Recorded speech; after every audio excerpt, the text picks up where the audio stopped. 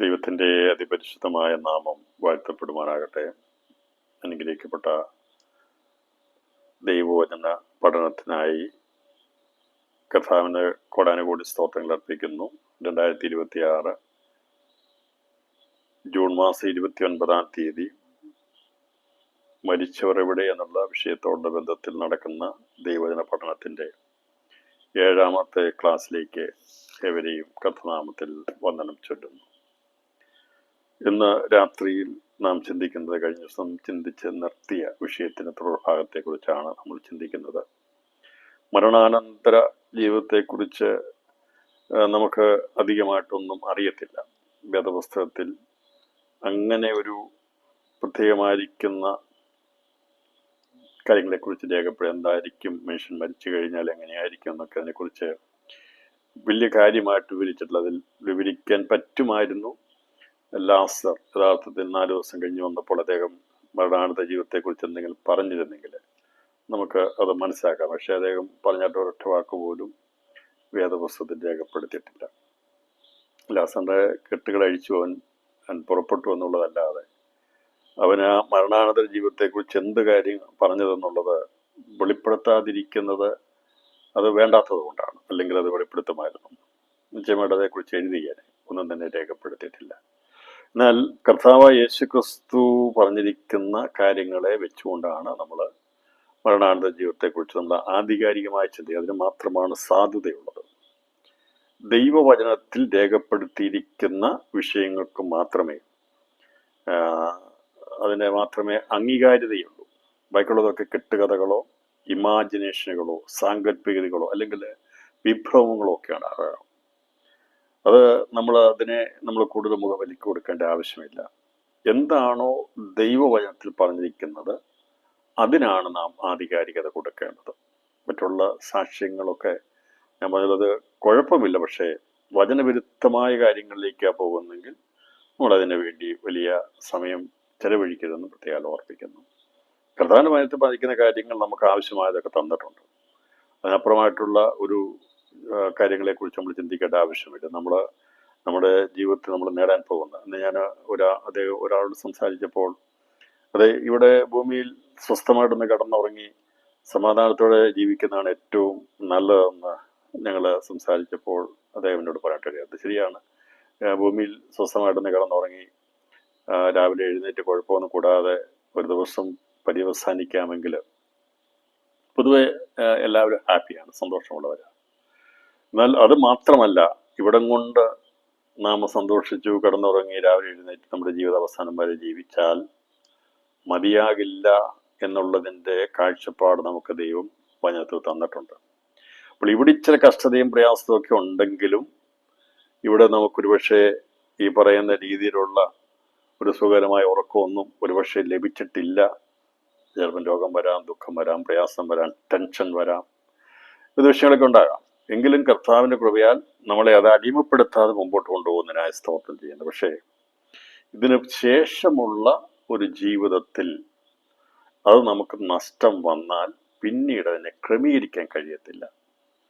ഈ ജീവിതത്തിൻ്റെ ഇപ്പോഴത്തെ സമയത്താണ് നമുക്ക് ഭാവിക്ക് വേണ്ടി നല്ലൊരു അടിസ്ഥാനമിടാൻ കഴിയുന്നത്. അടിസ്ഥാനമിടുക എന്ന് പറഞ്ഞാൽ എല്ലാവരും ഒരു വീട് പണിക്ക് വേണ്ടി അടിസ്ഥാനമിടാറുണ്ട്. അപ്പം ആ അടിസ്ഥാനമിട്ട് പണിയുന്ന വീട്ടിലാണ് അവർ താമസിക്കാൻ ആഗ്രഹം. അത് എത്രമാത്രം മോഡിഫിക്കേഷൻ ചെയ്യാമോ, എങ്ങനെ ചെയ്യാൻ പറ്റുമോ അതുപോലെയാണ് എല്ലാവരും ചെയ്യുന്നത്. എന്നാൽ പലപ്പോഴും വിസ്മരിച്ച് കളയുന്ന ഒരു വിഷയം, നാം നമ്മുടെ നിത്യതയ്ക്ക് വേണ്ടി എന്ത് ചെയ്യുന്നു, എന്താണ് നാം ഒരുങ്ങുന്നുണ്ടോ, അതേക്കുറിച്ച് ചിന്തിക്കുന്നുണ്ടോ എന്നുള്ളത് ഇടയിലൊന്ന് ചിന്തിക്കാൻ വേണ്ടിയാണ് നമ്മൾ ഇത്രയുള്ള വിഷയങ്ങളെക്കുറിച്ച് നമ്മൾ ചിന്തിക്കുന്നത്. അപ്പോൾ നമുക്ക് ഹാപ്പി ആയിരിക്കും. അതായത് ചിലർ ഞങ്ങൾ വളരെ ഹാപ്പിയായ കുഴപ്പമൊന്നുമില്ല, ഭൂമിയിൽ മക്കൾക്ക് കുഴപ്പമൊന്നുമില്ല, അവരൊക്കെ നല്ല നിലയിലായി, മറ്റു പ്രശ്നമൊന്നുമില്ല, അതുകൊണ്ട് വി ആർ ഹാപ്പി എന്ന് ചിലർ പറയാറുണ്ട്. ശരിയാ, ഇവിടെ ഹാപ്പി ആയിരിക്കാം, ഇവിടെ കുഴപ്പമില്ലായിരിക്കാം. പക്ഷേ ഈ ലോക ജീവിതത്തിന് ശേഷമായിട്ടുള്ള ഒരു ജീവിതമുണ്ട്. അതിനിവിടെയാണ് നാം അടിസ്ഥാനമിട്ട് പണിത് ഒരുക്കപ്പെടേണ്ടത് എന്നുള്ളത് ദൈവത്തിൽ പറഞ്ഞിട്ടുണ്ട്. അതുകൊണ്ട് അടിസ്ഥാനം ഇട്ട് പണിയുന്നതിനെ കുറിച്ചും ഇല്ലാത്തതിനെ കുറിച്ചും ഒക്കെയുള്ള ഉപമ കർത്താവ് സുവിശേഷത്തിൽ നമുക്ക് അറിഞ്ഞിരിക്കുന്നത്. വരും കാലത്തേക്ക് നല്ലൊരു അടിസ്ഥാനം ഇടണം എന്ന് ഇതിനെക്കുറിച്ചുള്ള കാഴ്ചപ്പാടാണ് മറ്റുള്ളവരിൽ നിന്ന് വ്യത്യസ്തമായ ഒരു വിശ്വാസിയെ വ്യത്യസ്തനാക്കുന്നത്.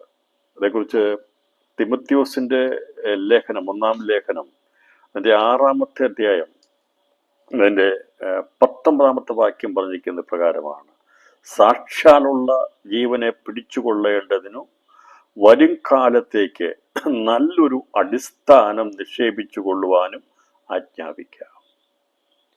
അപ്പോൾ വരും കാലത്തേക്ക് എന്താണ്? സാക്ഷാലുള്ള ജീവനെ അഥവാ നിത്യജീവനെ പിടിച്ചുകൊള്ളേണ്ടതിന് വരും കാലത്തേക്ക് നല്ലൊരു അടിസ്ഥാനം നിക്ഷേപിച്ചു കൊള്ളുവാനും ആജ്ഞാപിക്കുക. അപ്പൊ ഈ വരും കാലത്തേക്ക് അഥവാ മരണാനന്തര ജീവിതത്തോടുള്ള ബന്ധത്തിലുള്ള കാര്യത്തെക്കുറിച്ചാണ് പറഞ്ഞിരിക്കുന്നത്. അതിന് നാം ഇപ്പോൾ ആണ് നല്ലൊരു അടിസ്ഥാനം ഇടേണ്ടത്. അതുകൊണ്ടാണ് കർത്താവ് പറഞ്ഞത് മണൽമേൽ പണിതു, അതുപോലെ തന്നെ പാറമേൽ പണിതു. അത് വാസ്തവത്തിൽ ആ ഉപമ യഥാർത്ഥത്തിൽ നിറവേറപ്പെടാൻ പോകുന്നത് ക്രിസ്തുവിന്റെ ഭരണ സമയത്ത് ഉണ്ടാകുന്ന കാലഘട്ടത്തിലാണ് സംഭവിക്കുന്നത്. എന്നാൽ അടിസ്ഥാനമായിരിക്കുന്ന ക്രിസ്തുവിൽ നാം ഇട്ടു പണിയണം, എങ്കിൽ മാത്രമേ വരും കാലത്തേക്ക് നിലനിൽപ്പുള്ളൂ എന്നുള്ളത് നാം മനസ്സിലാക്കേണ്ടിയിരിക്കുന്നു. എല്ലാവരും നിലനിൽപ്പിന്റെ വിഷയങ്ങളാണ്. ഇവിടുത്തെ നിലനിൽപ്പിന് വേണ്ടി നാം എന്തെല്ലാം ചെയ്തു കൂട്ടാറുണ്ട്, അല്ലെ? ഇവിടുത്തെ ജീവിതത്തിന് വേണ്ടിയല്ലേ നാം പലപ്പോഴും നമ്മുടെ ഇവിടുത്തെ നിലനിൽപ്പല്ലേ ഒരു ചോദ്യചിഹ്നമായിട്ട് നമ്മുടെ ജീവിതത്തിൽ ഉണ്ടാകുന്നത്.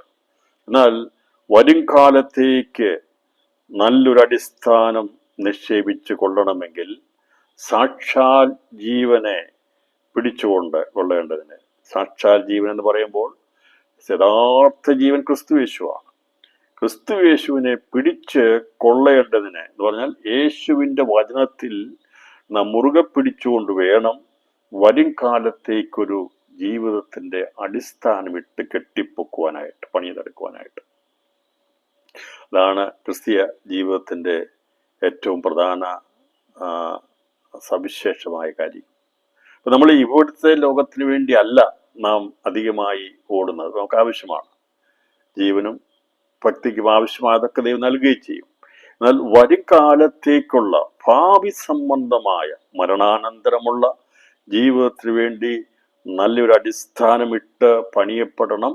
അത് പണിയപ്പെട്ടിട്ടില്ല എങ്കിലുള്ള അവസ്ഥ എന്താണെന്ന് കർത്താവ് ഒരു ഉപമയിലൂടെ വെളിപ്പെടുത്തിയതാണ് ലൂക്കോസിന്റെ സുവിശേഷം 16-ാം അധ്യായത്തിന്റെ 19 മുതലുള്ള വാക്യങ്ങൾ രേഖപ്പെടുത്തിയിരിക്കുന്നത്. ധനവാനായിരിക്കുന്ന മനുഷ്യൻ അവന് മണലിന്മേൽ അടിസ്ഥാനമിട്ടഥവാ അവൻ ഭൗതികതയിൽ അടിസ്ഥാനം മൂന്നിയൊരു ജീവിതമായിരുന്നു. ധനവാൻ അവനെ അതേക്കുറിച്ച് പറയുമ്പോൾ അതാണ് അവന്റെ ചിന്താഗതിയായിരുന്നു. ലോക ജീവിതത്തെക്കുറിച്ചുള്ള, താൽക്കാലികമായിരിക്കുന്ന ജീവിതത്തെക്കുറിച്ചുള്ള കാര്യത്തെക്കുറിച്ചാണ് ചിന്തിച്ചുകൊണ്ടിരുന്നത്. എന്നാൽ അതിനപ്പുറമായിട്ട് വരും കാലത്തേക്കൊരു ജീവിതമുണ്ട്. അതിന് ദൈവഭയത്തിൽ, വിശ്വാസത്തിൽ അടിസ്ഥാനമിട്ട് പണിയപ്പെടണമെന്ന് അവരൊരിക്കൽ പോലും വിചാരിച്ചില്ല, ചിന്തിച്ചില്ല, എൻ്റെ ആവശ്യമെന്ന് തോന്നിയില്ല.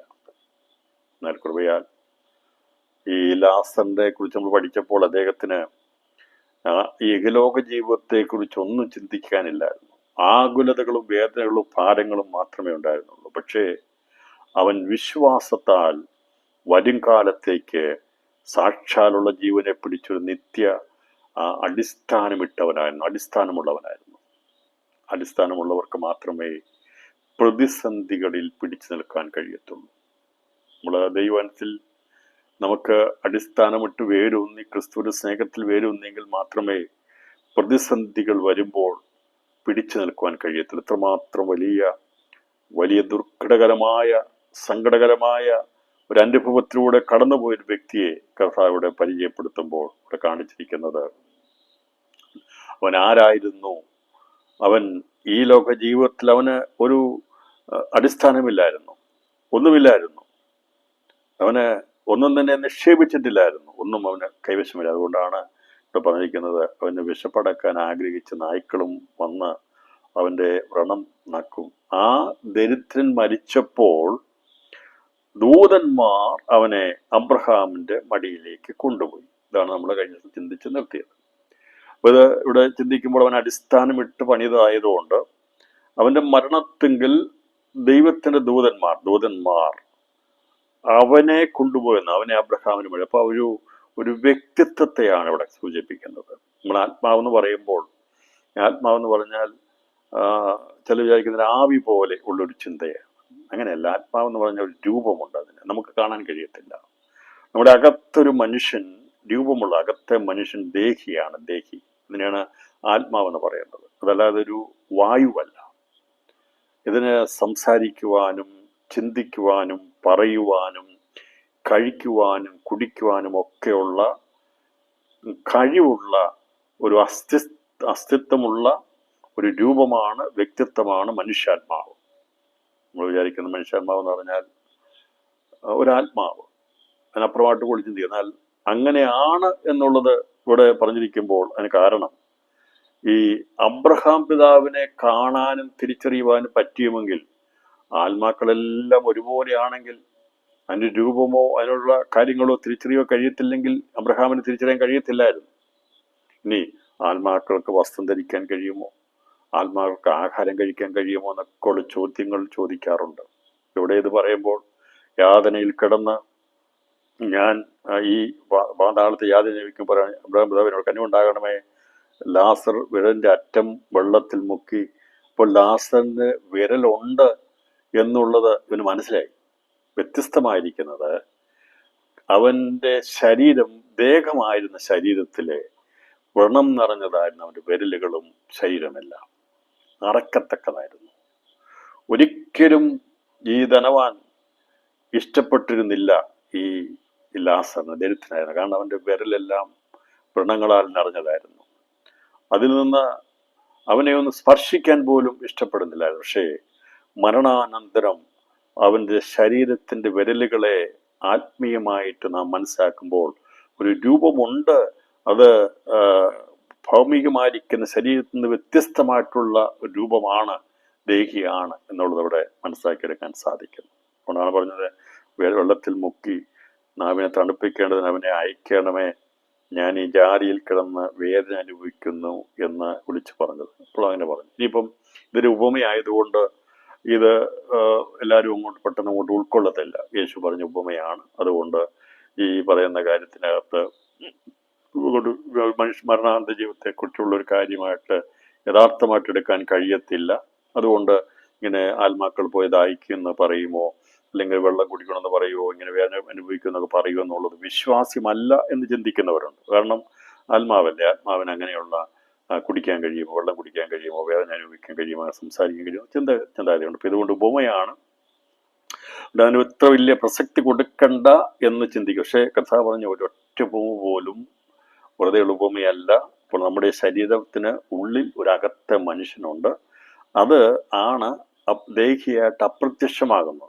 ആ ദേഹത്തിന് കണ്ണുകളുണ്ട്, കൈകളുണ്ട്, അതിന് ശരീരത്തിൻ്റെ എല്ലാ അവയവങ്ങളുമോട് കൂടിയുള്ള ഒരകത്തെ മനുഷ്യനാണ് ഇവിടുന്ന് അപ്രത്യക്ഷമാകുന്നതെന്ന് നമുക്കിവിടെ ഇത് മനസ്സിലാക്കുമ്പോൾ. അതുകൊണ്ടാണ് അവനെ ഇപ്പോൾ മരിച്ചപ്പോൾ അവനെ അബ്രഹാമിൻ്റെ മടിയിലേക്ക് കൊണ്ടുപോയി, ആത്മാവെന്നതിന് പകരമായി അവനെ എന്ന് പറയും. ഇനി ഞാനിത് ഉപമ തന്നെയല്ല, മനുഷ്യാത്മാക്കൾക്ക് അവർക്ക് അവരുടെ പ്രത്യേകതയെക്കുറിച്ച് വേദവസ്തു ചില ഭാഗങ്ങൾ രേഖപ്പെടുത്തുന്നു. അതിൽ പ്രത്യേകമായിട്ട് നമ്മൾ പഠിക്കുന്നത് വെളിപ്പാട് പുസ്തകം 6-ാം അധ്യായം 9 മുതൽ 11 വരെയുള്ള വാക്യങ്ങൾ വായിക്കുമ്പോൾ ഇവിടെ നമുക്ക് കാണാനായിട്ട് സാധിക്കുന്നത്, ആത്മാക്കളെ കണ്ടു എന്ന് പറഞ്ഞിട്ട് ഈ ആത്മാക്കളുടെ പ്രത്യേകതകളെ കുറിച്ച് അവിടെ പറയുന്നുണ്ട്. എന്താണെന്നുള്ളത് 6-ാം അധ്യായം 9-ാം അധ്യായം 11 വാക്യം. ഇത് ഉപമയല്ല, യാഥാർത്ഥ്യമാണ്, കണ്ടതാണ്. യോഹന്നാൻ കണ്ട കാര്യത്തെ രേഖപ്പെടുത്തിയിരിക്കുകയാണ്. 5-ാം മുദ്ര പൊട്ടിച്ചപ്പോൾ ദൈവവചനം നിമിത്തവും തങ്ങൾ പറഞ്ഞ സാക്ഷ്യം ഹേതുവായും അറുക്കപ്പെട്ടവരുടെ ആത്മാക്കളെ ഞാൻ യാഗപീഠത്തിൻ കീഴിൽ കണ്ടു. വിശുദ്ധനും സത്യവാനുമായ നാഥ, ഭൂമിയിൽ വസിക്കുന്നവരോട് ഞങ്ങളുടെ രക്തത്തെക്കുറിച്ച് നീ എത്രത്തോളം ന്യായവിധിയും പ്രതികാരവും നടത്താതിരിക്കുമെന്ന് അവർ ഉറക്കം നിലവിളിച്ചു. അപ്പോൾ അവരിൽ ഓരോരുത്തരും വെള്ള നിലയങ്കി കൊടുത്തു. അവരെ പോലെ കൊല്ലപ്പെടുവാനിരിക്കുന്ന സഹവർത്തിന്മാരും സഹോദരന്മാരും വന്നു തികയോളം അല്പകാലം കൂടെ സ്വസ്ഥമായി പാർക്കണമെന്ന് അവർക്ക് അരുളപ്പാടുണ്ടായി. അപ്പോൾ ഇവർക്ക് വെള്ള വസ്ത്രം, വെള്ള നിലയെങ്കിൽ കൊടുക്കുന്നു. ഇപ്പോൾ തേജസ്സിന്റെ വസ്ത്രം അവർക്ക് പുനരുത്ഥാനത്തോടുള്ള ബന്ധത്തിൽ ധരിക്കാനുള്ള വസ്ത്രം അവർക്ക് കൊടുക്കുകയാണ്. പറഞ്ഞതിൻ്റെ അർത്ഥം ഇവർക്കത് ലഭിക്കും. അവരത് ആ ദേഹി പുനരുത്ഥാന ശരീരത്തോടുകൂടി വരുമ്പോൾ അവർക്ക് ലഭിക്കുന്ന തേജസ്സിനോടുള്ള ബന്ധത്തിലാണ് വെള്ള നിലയെങ്കിൽ. അപ്പോൾ ഇവർക്ക് ധരിക്കാനുള്ള വസ്ത്രമാണ് കൊടുത്തത്, വെള്ള നിലയെങ്കിൽ കൊടുത്തു. അപ്പോൾ ആത്മാക്കൾക്ക് അത് കൊടുക്കണമെങ്കിൽ അതവര് അതിനെ പ്രാപിച്ചെടുക്കാൻ അവർക്കത് അത് അവരുടെ ശരീരത്തിൽ, അല്ലെങ്കിൽ അവിടെ ആത്മശരീരമുണ്ട്, അത് പുനരുത്ഥാനം പ്രാപിക്കുമെന്നുള്ളതിനെ കുറിച്ചാണ് കാണിച്ചിരിക്കുന്നത്. കൊന്നുപോലും പറഞ്ഞാൽ അത് പ്രാകൃത ശരീരമുണ്ടെങ്കിൽ ആത്മശരീരമുണ്ട് എന്നാ പറയുന്നത്. പുനരുത്ഥാനത്തിൽ ആത്മശരീരത്തോടെയാണ് നാം പുനരുത്ഥാനം പ്രാപിക്കുന്ന ആത്മീയ ശരീരമുണ്ട്.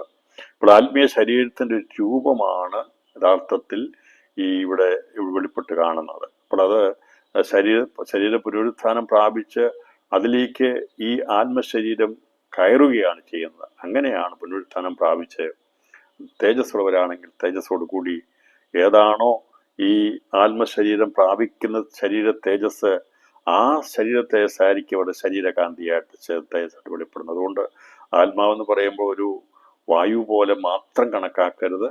അതിനെ തെളിവായിട്ടാണ് ഇവിടെ കർത്താവ് പറഞ്ഞ ഭൂമിയിൽ നിന്നും. അതുപോലെ തന്നെ ഈ വെളിപ്പാട് പുസ്തക ആത്മാക്കളെ കണ്ടപ്പോൾ അവർക്ക് വെള്ള നിലയ്ക്ക് കൊടുക്കുന്നതിനെ കുറിച്ച് ഇവിടെ രേഖപ്പെടുത്തിയിരിക്കുന്നത്. ഇതിൽ നിന്ന് മരിച്ചുപോകുന്ന ഡിപ്പാർട്ടഡ് സോൾസിന് അവർക്ക് കഴിക്കാനുള്ള, ധരിക്കാനൊക്കെയുള്ള ശരീരത്തിന്റെ ഒരു ആത്മരൂപമുണ്ട് എന്നുള്ളത് വേദപുസ്തകം നമുക്ക് തെളിവ് നൽകുകയാണ്. അതിന്റെ 3-ാം അധ്യായത്തിലേക്ക് നോക്കുമ്പോൾ ലവോദിക്ക സഭയോട് പറയുന്ന ദൂതിൽ പറഞ്ഞിരിക്കുന്നത്, ജയിക്കുന്നവന് ഞാൻ ജീവന്റെ പറുദീസയിലുള്ള, ഞാൻ ദൈവത്തിന്റെ പറുദീസയിലുള്ള ജീവവൃക്ഷത്തിന്റെ ഫലം തിന്മാൻ കൊടുക്കുമെന്നാണ്. ഇവിടുത്തെ വേദപുസ്തകത്തിൽ പറഞ്ഞിരിക്കുന്നതുകൊണ്ട് മരണാനന്തര ജീവിതത്തിൽ അവിടെ പോയി ഒന്നുമില്ലാതെ എവിടെയെങ്കിലും ആത്മാക്കൾ ഇങ്ങനെ തമ്പിടിച്ച് കിടക്കുകയാണ് ചെയ്യുന്നത്. അപ്പം അതിനൊരു പ്രത്യേകമായിരിക്കുന്ന ഒരു രൂപമുണ്ട്. അത് സംസാരിക്കാനും ചിന്തിക്കാനും ഒക്കെയുള്ള ഒരു രൂപമാണ് നമ്മളിൽ നിന്ന് വേർപെട്ടു പോകുന്നത് എന്നുള്ളത് വേദപുസ്തകം വിഭാവനം ചെയ്തിരിക്കുന്നു. അതുകൊണ്ട് ആരെങ്കിലും ചിന്തിച്ച് വയ്ക്കുന്നത് ആവിയാണ്, കാറ്റാണ്, ഇവിടെ നിന്ന് അങ്ങോട്ട് പോകുമ്പോൾ പിന്നെ ഇത് കാറ്റായിരിക്കുമെന്നുള്ള ചിന്തയല്ല വെക്കേണ്ടത്. ഇതിനൊരു ഒരു രൂപമുണ്ട് എന്നുള്ളത് വേദപുസ്തകം നമുക്ക് വളരെ വ്യക്തത നൽകുന്നു. അതുകൊണ്ടാണല്ലോ ദൂരത്തുനിന്ന് അബ്രഹാമിനെയും അവൻ്റെ മടിയിൽ ലാസറിനെയും കണ്ടു എന്ന് പറഞ്ഞിരിക്കുന്നത്. അപ്പോൾ അബ്രഹാമിനെ തിരിച്ചറിയാൻ കഴിഞ്ഞു, ലാസറിനെ തിരിച്ചറിയാനും ഈ ധനവാനായി അവൻ ഭാവിയായി വീഴ്ത്തപ്പെട്ടപ്പോൾ അവനെ മനസ്സിലാക്കാൻ സാധിക്കുന്നു. അപ്പോൾ ഇത് വ്യക്തമാക്കുന്നത്, ഇപ്പൊ അബ്രഹാമിന് അതുപോലെ തന്നെ ലാസറിനും ഒരു രൂപമില്ലെങ്കിൽ ഒരു ഐഡന്റിഫൈ പറ്റത്തില്ല. അതുപോലെ ഈ യാത അനുഭവിക്കുന്ന ഒരു ഒരു രൂപമുണ്ട്. നമുക്ക് ശരീരം എന്ന് പറയാൻ പറ്റും. ആത്മശരീരത്തേക്ക് നിത്യമായ ശരീരത്തോട് ബന്ധത്തിലാണ് വെളിപ്പെടുത്തിയിരിക്കുന്നത്. പുനരുത്ഥാനം പ്രാപിക്കുമ്പോൾ പഴയ മനുഷ്യനിലേക്ക്, പുനരുത്ഥാനം പ്രാപിച്ച ശരീരത്തിലേക്ക്, അതിൻ്റെ തേജസ്സിലേക്ക് ഈ അകത്തെ മനുഷ്യൻ പ്രവേശിച്ച് എഴുന്നേൽക്കുകയാണ് ചെയ്യുന്നത്. അപ്പം അതുകൊണ്ടാണ് ഈ ഇപ്പോൾ ഉള്ള ജീവിതം ഇവിടുന്ന് പോയാലും നമ്മുടെ ശരീരമല്ല ഇതെല്ലാം ചോദിക്കുന്നത്, ആഗ്രഹിക്കുന്നത്, വാങ്ങിക്കുന്നത്, പ്രാപിക്കുന്നത് അകത്തെ മനുഷ്യനാണ്. നമുക്ക് വിശപ്പ്, ദാഹം ഇതെല്ലാം ഉണ്ടാകുന്നതിൻ്റെ പിമ്പിൽ പ്രവർത്തിക്കുന്ന അകത്തെ ഒരു മനുഷ്യനുണ്ട്. അത് നമ്മുടെ കൈകാലുകൾ ഇതൊക്കെ അനങ്ങണമെങ്കിൽ, നമ്മുടെ ശരീരമൊക്കെ അനങ്ങണമെങ്കിൽ, ചലിക്കണമെങ്കിൽ, കഴിക്കണമെങ്കിൽ, കുടിക്കണമെങ്കിൽ എല്ലാം അകത്തെ മനുഷ്യൻ ദേഹിയുള്ള ബന്ധത്തിലാണ് ഇത് ബന്ധപ്പെട്ട് നിൽക്കുന്നത്, ജീവനുള്ള ബന്ധത്തിലാണ്. അപ്പം അതാണ് ഇവിടുന്ന് മാറുന്നത്. ശരീരം നിർജീവമാണ്. അതുകൊണ്ടാണ് ആത്മാവില്ലാത്ത ശരീരം നിർജീവമെന്ന് പറഞ്ഞിരിക്കുന്നത്. ശരീരത്തിനൊന്നും തന്നെ ചെയ്യാൻ കഴിയത്തില്ല, സ്വതവേ ചെയ്യാൻ കഴിയത്തില്ല. ആത്മാവില്ലാത്ത ശരീരം നിർജീവമാണ്, അതൊന്നും ചെയ്യാൻ കഴിയത്തില്ല. അതൊരു അവയവങ്ങൾ മാത്രമായിരുന്നു. ഇതിനെ ചലിപ്പിച്ചിരുന്ന ഒരു ശക്തി, ഒരു രൂപമായിട്ടുണ്ട്. അതാണ് മനുഷ്യ ശരീരത്തിൽ നിന്ന് വേർപെട്ടു പോകുന്നത്. അതിനൊരു അസ്തിത്വമുണ്ട് എന്നുള്ളത് വേദപുസ്തകം വ്യക്തമാകുന്നു. പറഞ്ഞാൽ അതിനൊരു സ്ഥിരമായിരിക്കുന്ന ഒരു രൂപമുണ്ട് എന്നുള്ളതിന് ദൈവം നമുക്ക് വ്യക്തത നൽകുകയാണ്. അപ്പം ഞാൻ വിചാരിക്കുന്നു, ഇന്ന് രാത്രി ഇത് ചിന്തിക്കുമ്പോൾ ആത്മാവല്ലേ പോയല്ലോ എന്ന് ചെയ്ത് ചിന്തിക്കില്ല. അപ്പം പരിശുദ്ധാത്മാവ് ആത്മാവാണ്. അപ്പം ആത്മാവാൻ ദൈവം ഇറങ്ങി പ്രാവുന്ന രൂപത്തിലാണ് ഇവിടെ ഇറങ്ങി വന്നത്. ജഡത്തിലാണ്, ജഡരൂപത്തിൽ എന്ന് പറഞ്ഞാൽ ഒരു ഒരു ശരീരത്തോടു കൂടിയാണ് ഇവിടെ വന്നത്. കർത്താവായ യേശുക്രിസ്തു വചനമാണ്. വചനം ഇവിടെ ശരീരത്തോടെയാണ് വന്നത്. അപ്പോൾ അങ്ങനെയെങ്കിൽ നമുക്കും ഇവിടുന്ന് അപ്രത്യക്ഷമാകുമ്പോൾ ഒരു പ്രത്യേകമായിരിക്കുന്ന ഒരു രൂപത്തോടു കൂടിയാണ് ഇവിടുന്ന് മാറുന്നത്. അത് മറ്റുള്ളവർക്ക് കാണാൻ കഴിയത്തില്ല, ആർക്കും വെളിപ്പെടാൻ കഴിയത്തില്ല, മനസ്സിലാക്കാൻ കഴിയത്തില്ല. എന്നാൽ മരണാനന്തരം ഈ ലിമിറ്റേഷനൊക്കെ മാറും. ഞാൻ പറഞ്ഞല്ലോ, ഇപ്പം നമ്മുടെ പുറമേയുള്ള കണ്ണും ഈ ഇതൊക്കെ വാസ്തവത്തിൽ അതിൻ്റെ ഒരു പ്രതിഫലനം മാത്രമാണ്. യഥാർത്ഥമായിട്ടൊരു നിഴൽ പോലെയാണ് നമ്മളിതിനെ കൊണ്ടു നടക്കുന്നത്. അതിൻ്റെ അകത്ത് ഒരു പൊരുളായിട്ടുള്ള ഒരു ശരീരമുണ്ട്, അല്ലെങ്കിൽ ഒരു ജീവനുണ്ട്, ഒരു അസ്തിത്വമുണ്ട്. അതാണ് നമ്മളിന്ന് വേർപെട്ടു പോകുന്നത്. അത് ദൈവമായിട്ട് അക്കൗണ്ടബിലിറ്റി ഉള്ളതാണ്. ദൈവമായിട്ട് അതിനെ കണക്ക് ബോധിപ്പിക്കേണ്ടതാണ്. അതുകൊണ്ട് ഈ ശരീരം അഴുകിപ്പോയാലും വീണ്ടും പുനരുത്ഥാനം പ്രാപിച്ച് ഏതാണോ ആ തേജസ്സില്ലാത്ത ഒരു ദേഹിയുണ്ട്, അതിനെ ഉൾക്കൊള്ളുകയാണ് പുനരുത്ഥാനത്തിൽ ചെയ്യുന്നത്. അപ്പോൾ പുനരുത്ഥാനത്തിന് മുമ്പായി എവിടെയാണോ എത്തിച്ചേരുന്നത് അവിടെ ആത്മാവിനൊരു അസ്തിത്വമുണ്ട്. അതിനെ കഴിക്കാൻ കഴിയും, കുടിക്കാൻ കഴിയും, ചിന്തിക്കാൻ കഴിയും, പറയാൻ കഴിയും, സംസാരിക്കാനൊക്കെ കഴിയും എന്നുള്ളത് തിരിച്ചറിയാൻ കഴിയും എന്നുള്ളതൊക്കെ ഇവിടെ നമുക്ക് തിരിച്ചറിയാൻ മനസ്സിലാക്കാൻ സാധിക്കുന്നു. അതുകൊണ്ട് അവൻ പറയാണ്, മേലോട്ട് നോക്കി ദൂരത്ത് നിന്ന് അബ്രഹാമിനെയും അവൻ്റെ മടിയിൽ ലാസറിനെയും കണ്ടു. അബ്രഹാമിനെയും ലാസറിനെയും കണ്ടു. ഇപ്പൊ കാണാൻ പറ്റുമോ? അത്രയും ദൂരത്ത് നിന്ന് കാണാനായിട്ട് സാധിക്കും. ഈ മരിച്ചു കഴിയുമ്പോൾ നമ്മുടെ കാഴ്ചശക്തിക്കൊക്കെ പരിമിതിയില്ലാതെയുള്ള കാഴ്ചശക്തിയാണ് കിട്ടുന്നത്. അതുപോലെ ശബ്ദം, ഇതെല്ലാം പരിധിക്കുള്ളിൽ നിന്ന് റിലീസാകുകയാണ് ചെയ്യുന്നത്. അതുകൊണ്ടാണ് ദൈവത്തോടൊക്കെ സംസാരിക്കാൻ കഴിയുന്നത്. ഹാബേലിന്റെ ജീവൻ ദേഹി അഥവാ ആത്മാവ് ദൈവത്തോട് സംസാരിച്ചു. അപ്പൊ ആ ശബ്ദം സംസാരിക്കത്തക്കവണ്ണമുള്ള, കേൾക്കത്തക്കവണ്ണമുള്ള ഒരു നിലവാരത്തിലേക്കാണ് ഹാബേൽ മരണാനന്തരം മാറ്റപ്പെട്ടത്. ഇവിടെ അത് തന്നെയാണ് കർത്താവ് എടുത്ത് പറഞ്ഞിരിക്കുന്നത്. വെളിപ്പാട് ദിവസം നമ്മളത് കണ്ടല്ലോ. അപ്പം അങ്ങനെ വിവിധ ഭാഗങ്ങളിൽ ശരീരത്തോടുള്ള ബന്ധത്തിൽ ഉള്ള ഒരു അസ്തിത്വമുണ്ട്. അത് അല്ലാതെ ഇവിടുന്ന് നഷ്ടപ്പെട്ട് കഴിയുമ്പോൾ വെറും ഒരു ആവിയായിട്ട്, ഒരു കാറ്റായിട്ട് വായുവിൽ ലയിക്കുകയല്ല എന്നുള്ളത് വേദപുസ്തകം വ്യക്തമായി പഠിപ്പിക്കുന്നു. ദൂതന്മാർക്ക് കൊണ്ടുപോകുക. അതുകൊണ്ട് അവർ പറയുന്നത്, ഇവിടെ പറഞ്ഞിരിക്കുന്നത്, ലാസർ മരിച്ചപ്പോൾ അവനെ ദൂതന്മാർ അബ്രഹാമിന്റെ മടിയിലേക്ക് കൊണ്ടുപോയി. അവനെ ദൂതന്മാർ അബ്രഹാമിന്റെ മടിയിലേക്ക് കൊണ്ടുപോയി. ഇപ്പൊ ഭൂതാത്മാക്കളിൽ നിന്ന് വ്യത്യസ്തമാണ് മനുഷ്യാത്മാക്കൾ. ഭൂതാത്മാക്കൾക്ക് അസ്ഥിയും മാംസവും ഇല്ല. അതിന് കഴിക്കാനോ തൊടുവാനോ സ്പർശിക്കാനോ ഒന്നും കഴിയത്തില്ല. അതൊരു സ്പിരിറ്റാണ്. അത് മറ്റൊരു ആളുടെയോ അല്ലെങ്കിൽ ഏതെങ്കിലും ശരീരമുള്ള ഒരു വ്യക്തിയിൽ കയറിയെങ്കിൽ മാത്രമേ അതിന് സംസാരിക്കാനും അതിന് ഇടപെടുവാനും ഒക്കെ കഴിയത്തുള്ളൂ.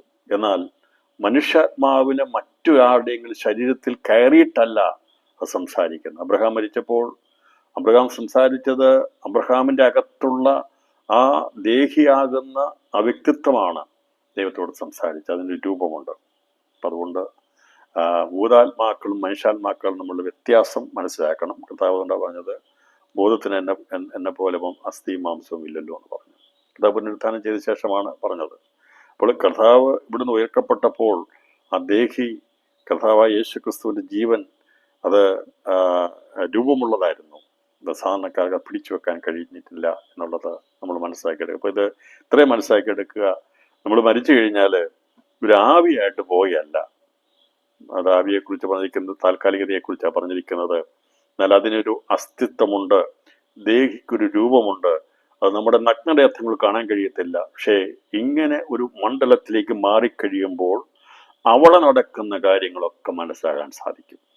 ഇവിടെ നമ്മൾ ശരീരത്തിൽ ജനിച്ചപ്പോൾ ഭൂമിയിൽ നടക്കുന്ന കാര്യങ്ങളെ തിരിച്ചറിയാൻ പറ്റിയ ഒരു ശരീരത്തോടു കൂടി അവയവങ്ങൾ കൂടിയാണ് നമ്മൾ ഇവിടെ ഭൂമിയിൽ ജനിച്ചത്. ഇവിടെ നടക്കുന്ന കാണാനും കേൾക്കാനും സംസാരിക്കാനും. പക്ഷേ മരണാനന്തരം ആ ഇതുമായിട്ട് ബന്ധപ്പെട്ട മേഖലകളിൽ എങ്ങനെ ആയിരിക്കണം അതനുസരിച്ചുള്ള ഒരു രൂപത്തോടു കൂടിയാണ് ഇവിടുന്ന് മനുഷ്യൻ വേർപിരിയുന്നത്. അതിനുശേഷമായ പുനരുത്ഥാനത്തിലാണ് ആ ദേഹവും ദേഹിയും ആത്മാവുമാകുന്ന മനുഷ്യന്റെ പൂർണ്ണതയോടെ തേജസ്സോടുകൂടി മനുഷ്യൻ പുനരുത്ഥാനം പ്രാപിക്കുന്നത് നമുക്ക് കാണാൻ നമുക്ക് സാധിക്കുന്നു. അപ്പം അതുകൊണ്ട് ഇത് വായിക്കുമ്പോൾ, ഇത് പഠിക്കുമ്പോൾ ഓരോ ആത്മാവിനും എൻ്റെ അകത്തെ മനുഷ്യന് എൻ്റെതായിട്ടുള്ളൊരു ഐഡന്റിറ്റി ഉണ്ട്, എൻ്റെതായിട്ടൊരു വ്യക്തിത്വമുണ്ട്. മറ്റാരുമായിട്ട് അതിനെ കോംപ്രമൈസ് ചെയ്യാൻ അതിനായിട്ട് ജോയിൻ ചെയ്യാൻ പറ്റത്തില്ല. ഓരോ വ്യക്തികൾക്കും അതിൻ്റെതായിട്ടുള്ള അസ്തിത്വമുണ്ട്. അപ്പോൾ അതുകൊണ്ട് കർത്താവ് പറയുന്ന പാപം ചെയ്യുന്ന ദേഹി മരിക്കും എന്ന് പറഞ്ഞത്. പാപം ചെയ്യുന്ന ദേഹി മരിക്കും. അപ്പോൾ ദേഹത്തിന്റെ മരണം, ദേഹം മരിക്കും, അത് ജഡമരണമാണ്. അത് പാപം ചെയ്യുന്ന ദേഹം മരിക്കും എന്നല്ല കർത്താവ് പറഞ്ഞത്, പാപം ചെയ്യുന്ന ദേഹി മരിക്കും. ജഡമരണം എല്ലാ മനുഷ്യർക്കും ഉണ്ട്. അപ്പൊ പാപം ചെയ്യുന്നവരും ചെയ്യാത്തവരും എല്ലാവരും മരിച്ചേ പറ്റുകയുള്ളൂ. എന്നാൽ പാപം ചെയ്യുന്ന ദേഹി എന്ന് പറയുമ്പോൾ ആ പാപം ചെയ്യുന്ന വ്യക്തി നിത്യമായി മരിച്ചു പോകും. പാപം ചെയ്താൽ മരിച്ചു പോകും. വീണ്ടെടുത്ത് കഴിഞ്ഞു കഴിഞ്ഞാൽ അകത്തെ മനുഷ്യൻ ജീവൻ പ്രാപിക്കുമെന്നാണ് രേഖപ്പെടുത്തിയിരിക്കുന്നത്. അപ്പോൾ അകത്തെ മനുഷ്യനെ കുറിച്ച് നമുക്കതിൽ കൂടുതലുള്ള കാര്യങ്ങൾ മനസ്സിലാക്കാൻ തക്കതായ വേദവചനങ്ങളില്ല. പിന്നെ അതേക്കുറിച്ച് കൂടുതൽ പറഞ്ഞ് ഞാൻ ഇല്ലാത്ത കാര്യങ്ങൾ പറഞ്ഞു പോകാൻ ആഗ്രഹിക്കുന്നില്ല. ബൈബിളിലുള്ള കാര്യങ്ങൾ എടുത്ത് പറയുമ്പോൾ ഇത് മനസ്സിലാക്കാൻ കഴിയും. ഒരു അസ്തിത്വം ഉണ്ടെങ്കിലേ, ഒരു രൂപമുണ്ടെങ്കിലേ കാണാൻ കഴിയത്തുള്ളൂ, സംസാരിക്കാൻ കഴിയത്തുള്ളൂ, ഇടപെടാൻ കഴിയത്തുള്ളൂ. അപ്പോൾ ഒരു ഒരു ഒരു ഒരു ഈ മരണാനന്തര ഒരു പ്രത്യേക ഒരു രൂപമുണ്ട്. അതിന് ശരീരമെന്ന് പറയാമെന്നോ എനിക്കറിയത്തില്ല. പക്ഷേ ഇവിടെ പറഞ്ഞിരിക്കുന്നത് തിരിച്ചറിയാൻ പറ്റുന്ന, കാണാൻ കഴിയുന്ന, സംസാരിക്കാൻ കഴിയുന്ന, പരിധിയില്ലാത്ത ഒരു രൂപത്തിന്റെ ഉടമയായിട്ടാണ് ഈ ലോകത്തുനിന്ന് മാറ്റപ്പെടുന്നത്, വെളിപ്പെടുത്തുന്നു. അതുകൊണ്ടാണ് വസ്ത്രം കൊടുക്കുന്നത്. ആ വസ്ത്രം അകത്തെ മനുഷ്യൻ ധരിക്കുന്ന വസ്ത്രമാണ്. ആ തേജസ്സാണ് പുറമെയുള്ള മനുഷ്യന് പുനരുത്ഥാനത്തിൽ ലഭിക്കുന്നതെന്ന് നമുക്ക് മനസ്സിലാകും. എന്തായാലും മരിച്ചു കഴിയുമ്പോൾ ആവിയായിട്ട് പോയി എവിടെയെങ്കിലും ആത്മാക്കളായിട്ട് ഇങ്ങനെ പോയി കെട്ടിപ്പിണഞ്ഞ് കിടക്കുകയല്ല ചെയ്യുന്നത്. ഓരോരുത്തരും വ്യക്തിത്വമായി, ഓരോരുത്തരും അവിടെയും നിലനിൽപ്പുണ്ട് എന്നുള്ളത് വേദപുസ്തകത്തിൽ നിന്ന് വളരെ മനസ്സിലാക്കാൻ സാധിക്കുന്നു. അതുകൊണ്ട് ഇവിടം കൊണ്ട് തീർന്നു പോകുന്നില്ല. ഇവിടുന്ന് മാറിപ്പോയാലും ഈ പറയുന്ന ലാസറിന്റെ പേര് അവിടെ അവൻ പറയുക, ഇവിടെ പറഞ്ഞ പേര് അവിടെ അവൻ പറയുക, ലാസർ അല്ലെ. മരിച്ചു കഴിഞ്ഞിട്ട് ആ പേര് പറയുക. മരിച്ചു കഴിഞ്ഞിട്ട് അബ്രഹാം എന്ന് പറയുക, അബ്രഹാം പിതാവേ എന്ന് പറയുക. അപ്പോൾ ഇവിടെ ലഭിച്ചിരിക്കുന്ന പേരും കാര്യങ്ങളും ഒന്നും ഇവിടം കൊണ്ട് തീർന്നു പോകുന്നില്ല കേട്ടോ. നമ്മളെ അറിയാവുന്നവരോട് ചെല്ലുമ്പോൾ ആ പേര് വിളിക്കും, പരസ്പരം പേര് വിളിക്കും. അപ്പം അതുകൊണ്ട് ഇതെല്ലാം മാറിപ്പോകുന്ന ഒരു സമയമുണ്ട്. അതുവരെയും ഇവിടെ വിളിക്കപ്പെടുന്ന പേരുകളൊന്നും മാറിപ്പോകുന്നില്ല. അപ്പം അവിടെ മരണാനന്തരം ചെന്ന് കഴിഞ്ഞിട്ട് അവർ പേര് വിളിക്കുകയല്ലേ, അബ്രഹാം പിതാവേ എന്ന് വിളിക്കുന്നു. അതുപോലെ ലാസർ എന്ന് ഇവൻ പറയുക. വ്യത്യാസം എത്രയേ ഉള്ളൂ. ഒരു മനുഷ്യൻ മരിക്കുന്ന സമയം വരെയുള്ള ഓർമ്മകൾ അവനോട് കൂടെ പിന്തുടരും. അതനുസരിച്ചാണ് ആ രൂപം ഇവിടുന്ന് പോകുന്നത്. മരിച്ചതിന് ശേഷമായി ഭൂമി നടക്കുന്ന ഒരു കാര്യങ്ങളും ഇവിടുന്ന് പോകുന്ന മനുഷ്യാത്മാക്കൾക്ക് ആ രൂപത്തിന് കാണാൻ കഴിയത്തില്ല. ചിലർ പറയുന്നത് പോലെ അവിടെ സ്വർഗത്തിരുന്ന് ശവസ്കാരെല്ലാം കാണുന്നു, ഇതെല്ലാം മക്കളെല്ലാം വന്ന് നിൽക്കുന്നത് കാണുന്നു. ഒന്നും കാണാൻ കഴിയത്തില്ല, ഒരു കാര്യവും കാണത്തില്ല. മരിച്ചു കഴിഞ്ഞാൽ ആ സെക്കൻഡ് ഇവിടുന്ന് മാറുന്നതോടുകൂടി അവൻ എത്തേണ്ട സ്ഥലങ്ങളിലേക്ക് ദൂതന്മാർ അവനെ കൊണ്ടുപോവുകയാണ് ചെയ്യുന്നത്. അവിടെ ചെല്ലുമ്പോൾ അന്ന് വരെ ജീവിതത്തിൽ ഉണ്ടായിരുന്ന ഓർമ്മകൾ, പരിചയമുള്ള മനുഷ്യരെ തിരിച്ചറിയാൻ കഴിയും. അവിടെ വരുമ്പോഴും അവരെ തിരിച്ചറിയാൻ കഴിയും. ആരൊക്കെ വരുന്നവരെയൊക്കെ തിരിച്ചറിയാൻ കഴിയും. ഇപ്പം ഈ ലാസർ മരിച്ച ശേഷമാണ് ധനവാൻ മരിച്ചിരുന്നത്. ലാസറിന് മനസ്സിലായി അവന് വന്നിട്ടുണ്ടെന്ന് മനസ്സിലായി. അപ്പം അവർ തമ്മിൽ കണ്ടു, ദൂരമാണ്, അടുക്കാൻ കഴിയത്തില്ല. അപ്പോൾ അവർക്ക് മനസ്സിലാകാൻ സാധിക്കും. പറഞ്ഞതിൻ്റെ അർത്ഥം, നമ്മളിവിടെ മരിക്കുമ്പോൾ നമുക്ക് പരിചയമുള്ള പ്രിയപ്പെട്ടവർ നമുക്കറിയാം. പിന്നെ ഏത് നിരയിലേക്കാണോ പോകുന്നത് അവിടെ മാത്രമേ കാണുകയുള്ളൂ.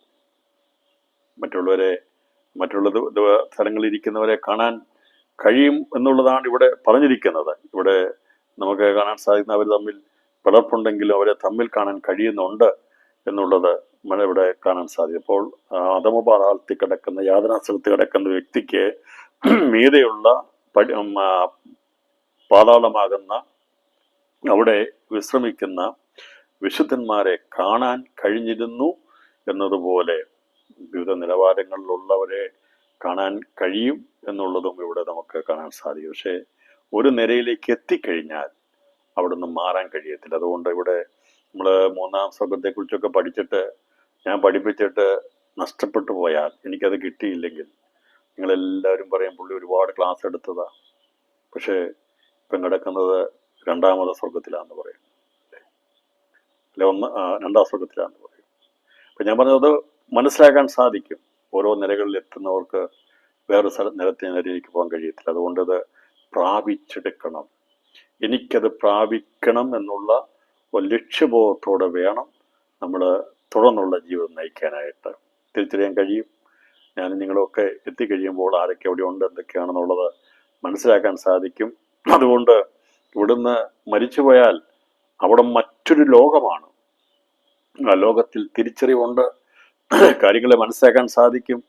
പിന്നെ ഈ എത്തിച്ചേർന്ന സ്ഥലങ്ങളിൽ സ്വർഗീയ കൃപയെ അനുസരിച്ച് ചെല്ലുന്നവരാണെങ്കിൽ അവർക്ക് ദുഃഖമൊന്നും കാണത്തില്ല, സന്തോഷം മാത്രമേ കാണുകയുള്ളൂ, നിരാശ കാണത്തില്ല. കാരണം അതിനുള്ള അനുഭവത്തിൽ ആ ഒരു സാഹചര്യത്തോട് വേഗത്തിൽ അഴുകിച്ചേരുകയാണ് ചെയ്യുന്നത്. അപ്പോൾ മൂന്നാം സ്വർഗത്തിൽ എത്തുന്നവർക്ക് അവിടെ അതിൻ്റെതായിട്ടുള്ള നിലവാരമുണ്ട്. രണ്ടാം സ്വർഗത്തിൽ എത്തിച്ചവർക്ക് വേഗത്തിൽ അവിടെ അതിനോടുള്ള ബന്ധത്തിൽ ആ സന്തോഷത്തിൽ അവർ എഴുകിച്ചേരും. ഒന്നാം സ്വർഗത്തിൽ എത്തുന്ന വഴി നശിച്ചും അവരോടുള്ള ബന്ധത്തിൽ അവർ എഴുകിച്ചേരുമ്പോൾ സമുദ്രത്തിൽ എത്തുന്ന അതിനോട് ബന്ധത്തിൽ എഴുകിച്ചേരും. പാതാളത്തിലും നരകത്തിലും എത്തുന്നവർ അതിനോടുള്ള ദുഃഖത്തിലും കഠിനയാതയിലും അവരും എഴുകിച്ചേരേണ്ടതായിട്ട് വരും. എന്ന് പറഞ്ഞാൽ അവിടെ സ്വസ്ഥത അനുഭവിക്കാതിരിക്കും. പിന്നെ നമുക്ക് അവിടെ ചെന്നിട്ട് രണ്ടാം സ്വർഗത്തിൽ ചെന്നിട്ട് മൂന്നാം സ്വർഗത്തിൽ കയറ്റിയെടുക്കുക അന്ന് നടക്കുന്ന പരിപാടിയല്ല, ഒന്നും പറ്റത്തില്ല. അതിൽ നമ്മൾ ഇവിടുന്ന് പോകുമ്പോൾ തന്നെ തൃപ്തരായിട്ടാണ് പോകുന്നത്. ഇപ്പോൾ എന്താണോ പോകുന്നത്, ഞാൻ പറഞ്ഞല്ലോ, ചുരുങ്ങിയത് നിത്യജീവനെങ്കിലും പ്രാപിച്ചാൽ സ്വസ്ഥതയോടെ വരും കാലത്തേക്ക് ഒരു അടിസ്ഥാനമിട്ടിട്ടുണ്ട്. അതിൽ 60 മേനിയിലേക്കുള്ള രണ്ടാമത്തെ സ്വർഗത്തിന് നാം യോഗ്യരായിട്ടാണ് പോകുന്നെങ്കിൽ നമുക്ക് നഗരത്തോടുള്ള ബന്ധത്തിലുള്ള നമുക്ക് സാഹചര്യത്തിലേക്കാണ് നാം ഇവിടുന്ന് മാറ്റപ്പെടുന്നത്. മൂന്നാം സ്വർഗത്തിലേക്ക് എത്താനുള്ള അതിശ്രേഷ്ഠമായിരിക്കുന്ന പദവിയിലേക്ക് ദൈവകൃപയാൽ നാം മാറ്റപ്പെട്ടാൽ നമുക്കതിന് വളരെ ആഗ്രഹമുണ്ടായിരിക്കണം.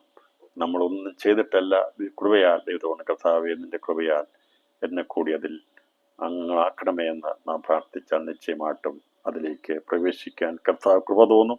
അവൻ്റെ കൃപയ്ക്കുള്ളിൽ നമുക്ക് ഏൽപ്പിച്ചു കൊടുക്കുവാൻ കർത്താവ് സഹായിക്കട്ടെ. അപ്പോൾ നമ്മൾ അവൻ്റെ മടിയിൽ ലാസറിനെയും കാണാൻ സാധിച്ചു. നമ്മുടെ ഇരുളിലാ പോയി കിടക്കുന്നെങ്കിലും അന്ധകാരം ഇങ്ങനെ മൂടിക്കിടക്കുക. പക്ഷേ അവിടെ ഇരുന്നും അവന് വെളിച്ചത്തിലിരിക്കുന്നവരെ കാണാൻ സാധിക്കും. നമുക്കറിയാമല്ലോ, ഈ ചെന്ന് വീഴുന്നവന് അവിടുത്തെ ആ അതിനോടുള്ള ബന്ധപ്പെട്ട ഒരു രൂപമാണ് ഈ പറയുന്ന വ്യക്തികൾക്ക് ലഭിക്കുന്നത്. അവിടെ എത്തിയപ്പോൾ അവന് മറ്റുള്ളവരെ, അവിടെയുള്ളവരെ മനസ്സിലാക്കാൻ സാധിച്ചിട്ടുണ്ട്.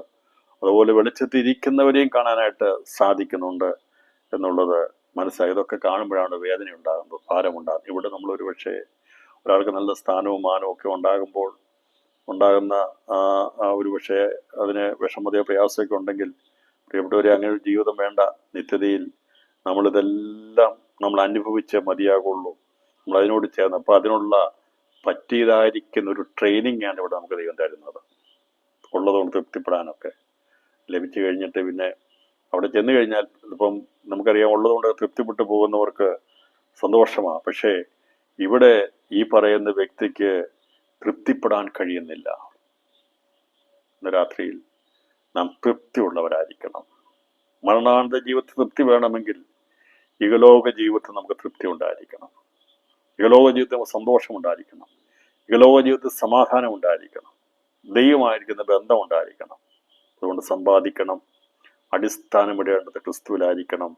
നാം സമ്പാദിക്കേണ്ടത് ആത്മീയ നിക്ഷേപമായിരിക്കണം. അതെന്നേക്കും നിലനിൽക്കുന്നതാണ്. മറ്റവൻ അവിടെ ചെന്നപ്പോഴാണ് അവന് ആകെ അസ്വസ്ഥനായി തൃപ്തിയില്ലാത്ത അവസ്ഥയിലേക്ക് മാറുകയാണ്. അപ്പോൾ അവിടെ അവൻ കടന്ന് നിലവിളിക്കുന്നു. ഇതിൽ നിന്ന് നമുക്ക് കാണാൻ സാധിക്കുന്ന ഓർമ്മയുണ്ടെന്നുള്ളത് മനസ്സിലാകുന്നു, ദാഹമുണ്ടെന്നുള്ളത്. അപ്പോൾ ഒരു മനുഷ്യൻ എന്തെല്ലാമാണോ ഭൂമിയിൽ അവൻ്റെ ശരീരത്തോടുള്ള ബന്ധത്തിൽ അവയവങ്ങൾ ഉണ്ടായിരുന്നത്, അകത്തൊരു മനുഷ്യനാണ് അതിനെ ചലിപ്പിച്ചിരുന്നത്. അതാണ് ഇവിടുന്ന് ശരീരത്തിൽ നിന്ന് വേർപെട്ടു പോകുന്നത്. അതിന് അവിടെ ചെല്ലുമ്പോൾ ഒരു അസ്തിത്വമുണ്ട്, ഒരു രൂപമുണ്ട്. അതിന് കഴിക്കുവാനും കുടിക്കുവാനും ചിന്തിക്കുവാനും പറയുവാനും ഒക്കെയുള്ള ഒരു മണ്ഡലമുണ്ട് എന്നുള്ളത് ഇത് നമുക്ക് മനസ്സിലാക്കുന്നു. അതിനോട് ബന്ധപ്പെട്ടാണ് ഞാൻ വെളിപ്പാട് പുസ്തകം 6-ാം അധ്യായം 9 മുതൽ 11 വരെയുള്ള വാക്യങ്ങൾ എടുത്ത് ഇതിനെ താരതമ്യം ചെയ്ത് തെളിയിച്ചത്. അല്ലെങ്കിൽ ഒരു ഭാഗം മാത്രം പറഞ്ഞാൽ അതിനെ അംഗീകരിക്കാൻ. ഇപ്പം ആത്മാവ് എന്നുള്ള ചിന്ത ഒരു നീരാവി പോലെ ആവിയായിട്ട് മാത്രം കണക്കാക്കാതെ അസ്തിത്വമുള്ള അഥവാ നിലനിൽപ്പുള്ള ഒരു രൂപത്തോടു കൂടിയാണ് ആത്മാവ് ഇവിടുന്ന് ഡിപ്പാർട്ട് ചെയ്യുന്നത് എന്നുള്ളത് മനസ്സിലാക്കി അതിനെ കരയാൻ, ചിരിക്കാൻ, കാണുവാൻ, തിന്നുവാനൊക്കെയുള്ള ഒരു രൂപമുണ്ട് എന്നുള്ളതാണ് അകത്തെ മനുഷ്യനെ സംബന്ധിച്ച് നമുക്കിവിടെ മനസ്സിലാക്കിയെടുക്കാൻ സാധിക്കുന്നത്. അപ്പോൾ ഇവിടെ പറയണം, അബ്രഹാം പിതാവേ എന്നോട് കനിവുണ്ടാകണമേ. പറഞ്ഞത് പറയാം, എന്നോട് കനിവുണ്ടാകണമെന്ന്. മധ്യസ്ഥ പ്രാർത്ഥന കൊണ്ട് പ്രയോജനമില്ല എന്ന് തെളിയിക്കുന്ന ഒരു ഭാഗമാണ് കർത്താവ് ഇവിടെ പറഞ്ഞിരിക്കുന്നത്. ഇവിടെ അബ്രഹാം പിതാവിനെ മധ്യസ്ഥനായിട്ട് ആര് കാണുകയാണ്? ഈ ധനവാൻ കാണുകയാണ്. അബ്രഹാം പിതാവേ എന്നോട് കനിവുണ്ടാകണമേ. എന്നാണ് കനിവുണ്ടാകേണ്ടത്? എനിക്ക് ഇവിടുന്ന് ഇനി അബ്രഹാമിനെ വിളിച്ചാൽ രക്ഷപ്പെടാൻ കഴിയത്തില്ല. പക്ഷേ ഒരു കാര്യം ചെയ്യാൻ കഴിയും. ഞാൻ വിശ്വസിക്കുന്നു, ഞാൻ കരുതുന്നു, ആ ലാസറിനെ ഇങ്ങോട്ടൊന്ന് വിടണം. എന്റെ നാവിനെ തണുപ്പിക്കുക, അവനെ അയക്കണമേ. ഞാൻ ഈ ജാലിൽ കിടന്ന് വേദന അനുഭവിക്കുന്നു എന്ന് വിളിച്ച് പറഞ്ഞു. മരിച്ചു കഴിഞ്ഞിട്ട് ഒരാഗ്രഹം പറയുക, അവനൊന്ന് പറഞ്ഞു വിടാമോ? കാരണം എനിക്കതിന് കഴിയുന്നില്ല. വെള്ളത്തിൽ മുക്കി, വിരൽ മുക്കി വെള്ളം കൊടുത്തു വിടാനാണ് പറയുന്നത്. ദൂരത്തുനിന്ന് അബ്രഹാം പിതാവ് എന്നോട് കഴിഞ്ഞിട്ടാണ് ലാസ്റ്റ് വിരലിന്റെ അറ്റം വെള്ളത്തിൽ മുക്കി എൻ്റെ നാവിനെ തണുപ്പിക്കേണ്ടതിന് അവനെ അയക്കണമേ എന്ന് പറഞ്ഞു. വിരലിന്റെ അറ്റത്തുനിന്ന് വെള്ളം മുക്കി കൊണ്ടുപോയി അവിടെ അവന്റെ നാവിനെ തുടരണമെന്ന്. ആലോചിച്ച് നോക്ക്, എന്തൊരു ഗതികേടും ദാരിദ്ര്യവുമാണ് ഉണ്ടാകാൻ പോകുന്നത് മരണാനന്തരം. സമൃദ്ധിയായിട്ട് ലാസറിന് അവിടെ അനുഭവിപ്പാനെല്ലാം ഉണ്ടാകുമ്പോൾ ഈ ലോകത്തിലെല്ലാം കൊണ്ടും അഹങ്കരിച്ചടന്നവൻ അവൻ ഒരു തുള്ളി വെള്ളത്തിന് വേണ്ടി ദാഹിച്ച് കെഞ്ചുന്നതിനെ കുറിച്ചാണ് പറഞ്ഞിരിക്കുന്നത്. ഇത് ഉപമയല്ല, യാഥാർത്ഥ്യമാണ്. ആ യാതനയിൽ കിടക്കുമ്പോൾ അല്പം തുള്ളി, ഒരു തുള്ളി വെള്ളമെങ്കിലും ലഭിച്ചെങ്കിൽ നന്നായിരുന്നു. അത് ഇവിടെ ഇല്ല, അത് അവിടുന്ന് കൊടുത്തു വിടണമെന്ന് പറയുകയാണ്. എന്നെ കേൾക്കുന്ന എൻ്റെ പ്രിയപ്പെട്ടവരെ, ഇന്ന് ഈ രാത്രിയിൽ നാം വളരെയധികം വിനയത്തോടെ, ഇന്ന് നമുക്കിവിടെ സമൃദ്ധിയായിട്ടൊക്കെ അവിടുത്തെ വെള്ളം എന്താണ്, അവിടുത്തെ ആഹാരം എന്താണെന്നുള്ളത് നമുക്കത് വെളിപ്പെടുത്താൻ കഴിയത്തില്ല. പക്ഷേ ഇവിടെ പറഞ്ഞിരിക്കുന്നതിൻ്റെ അർത്ഥം അവിടെ സ്വസ്ഥതയും സുഭിക്ഷതയും ഉള്ളപ്പോൾ യാതനാ സ്ഥലത്ത് ദാരിദ്ര്യമാണ്, വിഷമതകളാണ്, കഷ്ടതകളാണ്, പ്രയാസങ്ങളാണ്. അതുകൊണ്ട് ജീവിതത്തിൽ ഇവിടെ കൊണ്ട് തീർന്നു എന്ന് വിചാരിക്കരുത്. അകത്തൊരു മനുഷ്യനുണ്ട്. അത് ദൈവമായി കണക്ക് ബോധിപ്പിക്കേണ്ടതാ. നന്നായിട്ട് നാം ജീവിച്ചില്ലെങ്കിൽ, നാം ശരിയായ രീതിയിൽ മാനസാന്തരപ്പെട്ടിട്ടില്ലെങ്കിൽ, ദൈവമായിട്ടുള്ള ബന്ധത്തിലല്ലെങ്കിൽ, ദൈവത്തിൻ്റെ പുസ്തകത്തിൽ സ്വർഗത്തിൽ നമ്മുടെ പേരുകൾ കാണുന്നില്ല എങ്കിൽ നിശ്ചയമായിട്ടും തള്ളപ്പെട്ടു പോകും. അതുകൊണ്ട് അങ്ങനെ സംഭവിച്ചാൽ ഇവിടെ കിടന്ന് പറയുകയാണ്, കനിവ് തോന്നണം, മനസ്സലിയണം. എനിക്കത് നഷ്ടപ്പെട്ടു പോയി, ഇപ്പോൾ ഞാനിവിടെ കിടന്ന് ഭാരപ്പെടുന്നു. അതുകൊണ്ട് അവിടുന്ന് ഒരു തുള്ളി വെള്ളമായിട്ട് എൻ്റെ അടുക്കിലേക്കൊന്ന് അയക്കണമേ എന്ന് ഇവൻ അപേക്ഷിക്കുകയാണ്. എൻ്റെ പടിപ്പുരയ്ക്കൽ അല്പ ആഹാരത്തിന് വേണ്ടി ഒന്നുമില്ലാത്തവനായിട്ട് കിടന്നവന്. ഞാനിത് പലപ്പോഴും പഠിപ്പിക്കുകയും ചിന്തിക്കുകയും ചെയ്യുമ്പോൾ ഒരു പക്ഷേ ഇവിടെ നമ്മളൊരു പക്ഷെ അവഗണിച്ച് കളയുന്ന ഒരുപാട് പേര് കാണും. നമ്മൾ സ്ഥാനം കൊടുക്കാത്ത ഒരുപാട് പേര് കാണും. പക്ഷേ ഞാനിങ്ങനെ വിചാരിക്കും, ദൈവം അവരെ പരിഗണിച്ചിട്ടുണ്ടെങ്കിൽ, ദൈവം അവരെ കണ്ടിട്ടുണ്ടെങ്കിൽ മരണാനന്തരം അവരെത്രമാത്രം ശ്രേഷ്ഠമായ അനുഭവത്തെത്തേണ്ടവരാണെന്നറിയാമോ? അതുകൊണ്ട് നമുക്കാരെയും അവഗണിക്കാൻ പറ്റത്തില്ല. നാം ആരെയും അവഗണിച്ച് കളയരുത്. ഇവിടെ ഈ ധനവാൻ ഒരുപാട് അവഗണിച്ചതാണ്. ഒരു മനുഷ്യന്റെ സ്ഥിതി മാറ്റാൻ അധികം സമയം വേണ്ട. ഒരു മനുഷ്യന്റെ സ്ഥിതിക്ക് മാറ്റാൻ അധികം സമയം വേണ്ട പ്രിയപ്പെട്ടവരെ. അതുകൊണ്ട് അവഗണിക്കപ്പെട്ട അവന്റെ ജീവിതത്തിന്റെ സ്ഥിതി മാറിയപ്പോൾ നിത്യതയുടെ സൗഭാഗ്യത്തിന് ഉടമയായി തീർന്നു. എന്നാൽ മറ്റവന്റെ സ്ഥിതി ദയനീയമായി അമ്പയെ പരാജയപ്പെടുകയാണ് ചെയ്തത്. അതുകൊണ്ട് നമ്മുടെ ജീവിതത്തിൽ എപ്പോഴും ദൈവഭയം ഉണ്ടായിരിക്കണം. ദൈവഭയത്തിൽ വേണം നീതിയോടെ ജീവിച്ച് നമ്മളെ കൊണ്ടാവുന്ന അത്രയും രീതിയിൽ കർത്താവിൻ്റെ ആ സ്വഭാവത്തിലേക്ക് എത്തിച്ചേരുക. ദൈവമായ കർത്താവ് നമ്മെ സഹായിക്കട്ടെ. അന്ന് അബ്രഹാമാണ് വിശ്വാസയുടെ പിതാവായിട്ട് അവിടെ ഉണ്ടായിരുന്നത്. അതുകൊണ്ടാണ് അബ്രഹാം പിതാവിനോട് പറഞ്ഞ, അബ്രഹാം പിതാവേ ഞങ്ങളുടെ കനിവുണ്ടാകണമെന്ന് പറഞ്ഞത്. പക്ഷേ ഇവിടെ അവനെ വിളിക്കുന്നത് പ്രത്യേകമായിട്ട് ഇങ്ങനെയാണ് പറയുന്നത്, അബ്രഹാം മകനെ, നിന്റെ ആയുസ്സിൽ നീ നന്മയും അവണ്ണം ലാസർ അവണ്ണം തിന്മയും പ്രാപിച്ചു എന്ന് ഓർക്ക. ഇപ്പോൾ അവൻ ഇവിടെ ആശ്വസിക്കുന്നു, നീയോ വേദന അനുഭവിക്കുന്നു. എങ്ങനെയാ അബ്രഹാം ഇത് അറിഞ്ഞത്? അബ്രഹാം എങ്ങനെയത് അറിഞ്ഞത്? അങ്ങനെ അറിഞ്ഞതല്ലേ? അവിടെ ചെന്ന് കഴിഞ്ഞപ്പോ ഇവൻ വരുന്നതിന് മുമ്പായിട്ട് ഈ അബ്രഹാമിന്റെ ഈ ചെന്നവന്റെ സാക്ഷ്യമൊക്കെ അവിടെ പ്രസ്താവിച്ചു. നമ്മളൊക്കെ എങ്ങനെയല്ലേ, പുതിയതായിട്ട് വരുന്നവരൊക്കെ സാക്ഷ്യമൊക്കെ വെക്കുകയല്ലേ. അവിടെ ചെന്നപ്പം തന്നെ പുഷ്പം വന്ന ആള് സാക്ഷ്യം പറയുന്നു പറഞ്ഞു. സാക്ഷ്യം പറഞ്ഞു ഞാനിങ്ങനെ കിടന്നതാ, പണം നിൽക്കുന്നവനായിരുന്നു, ഒന്നുമില്ലാത്തവനായിരുന്നു, ധനവാന്റെ പടിപ്പുരയ്ക്കലാണ് ഞാൻ കിടന്നത്, അവനെന്നും ഇങ്ങനെ സഞ്ചരിക്കുന്നത് ഞാൻ കാണുമായിരുന്നു എന്ന് പറഞ്ഞ് സാക്ഷ്യം അവിടെ അവിടെ പറഞ്ഞിട്ടുണ്ട്. അബ്രഹാം അവിടെ പറഞ്ഞിട്ടുണ്ട്, കുറച്ച് പ്രസ്താവിച്ചു. നമുക്ക് എങ്ങനെയാണല്ലോ, പുതിയ ഒരാളെ വരുമ്പോഴത്തേന് സമയം കൊടുക്കത്തില്ലേ, ഇന്ന ആള് ഇൻട്രൊഡക്ഷൻ ചെയ്യാൻ പറയും. ഞാൻ വിചാരിക്കുന്നത് അവിടെ എപ്പോഴും ഇങ്ങനെ ഈ പരിചയപ്പെടുത്തലും കാര്യങ്ങൾ നടന്നുകൊണ്ടേയിരിക്കുക.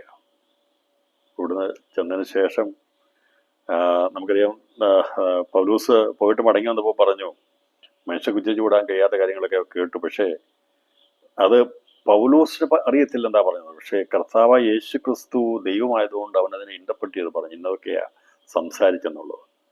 അല്ലെങ്കിൽ ഈ ഭാഷ പെട്ടെന്ന് മനസ്സിലാക്കിയെടുക്കാൻ കഴിയത്തില്ല.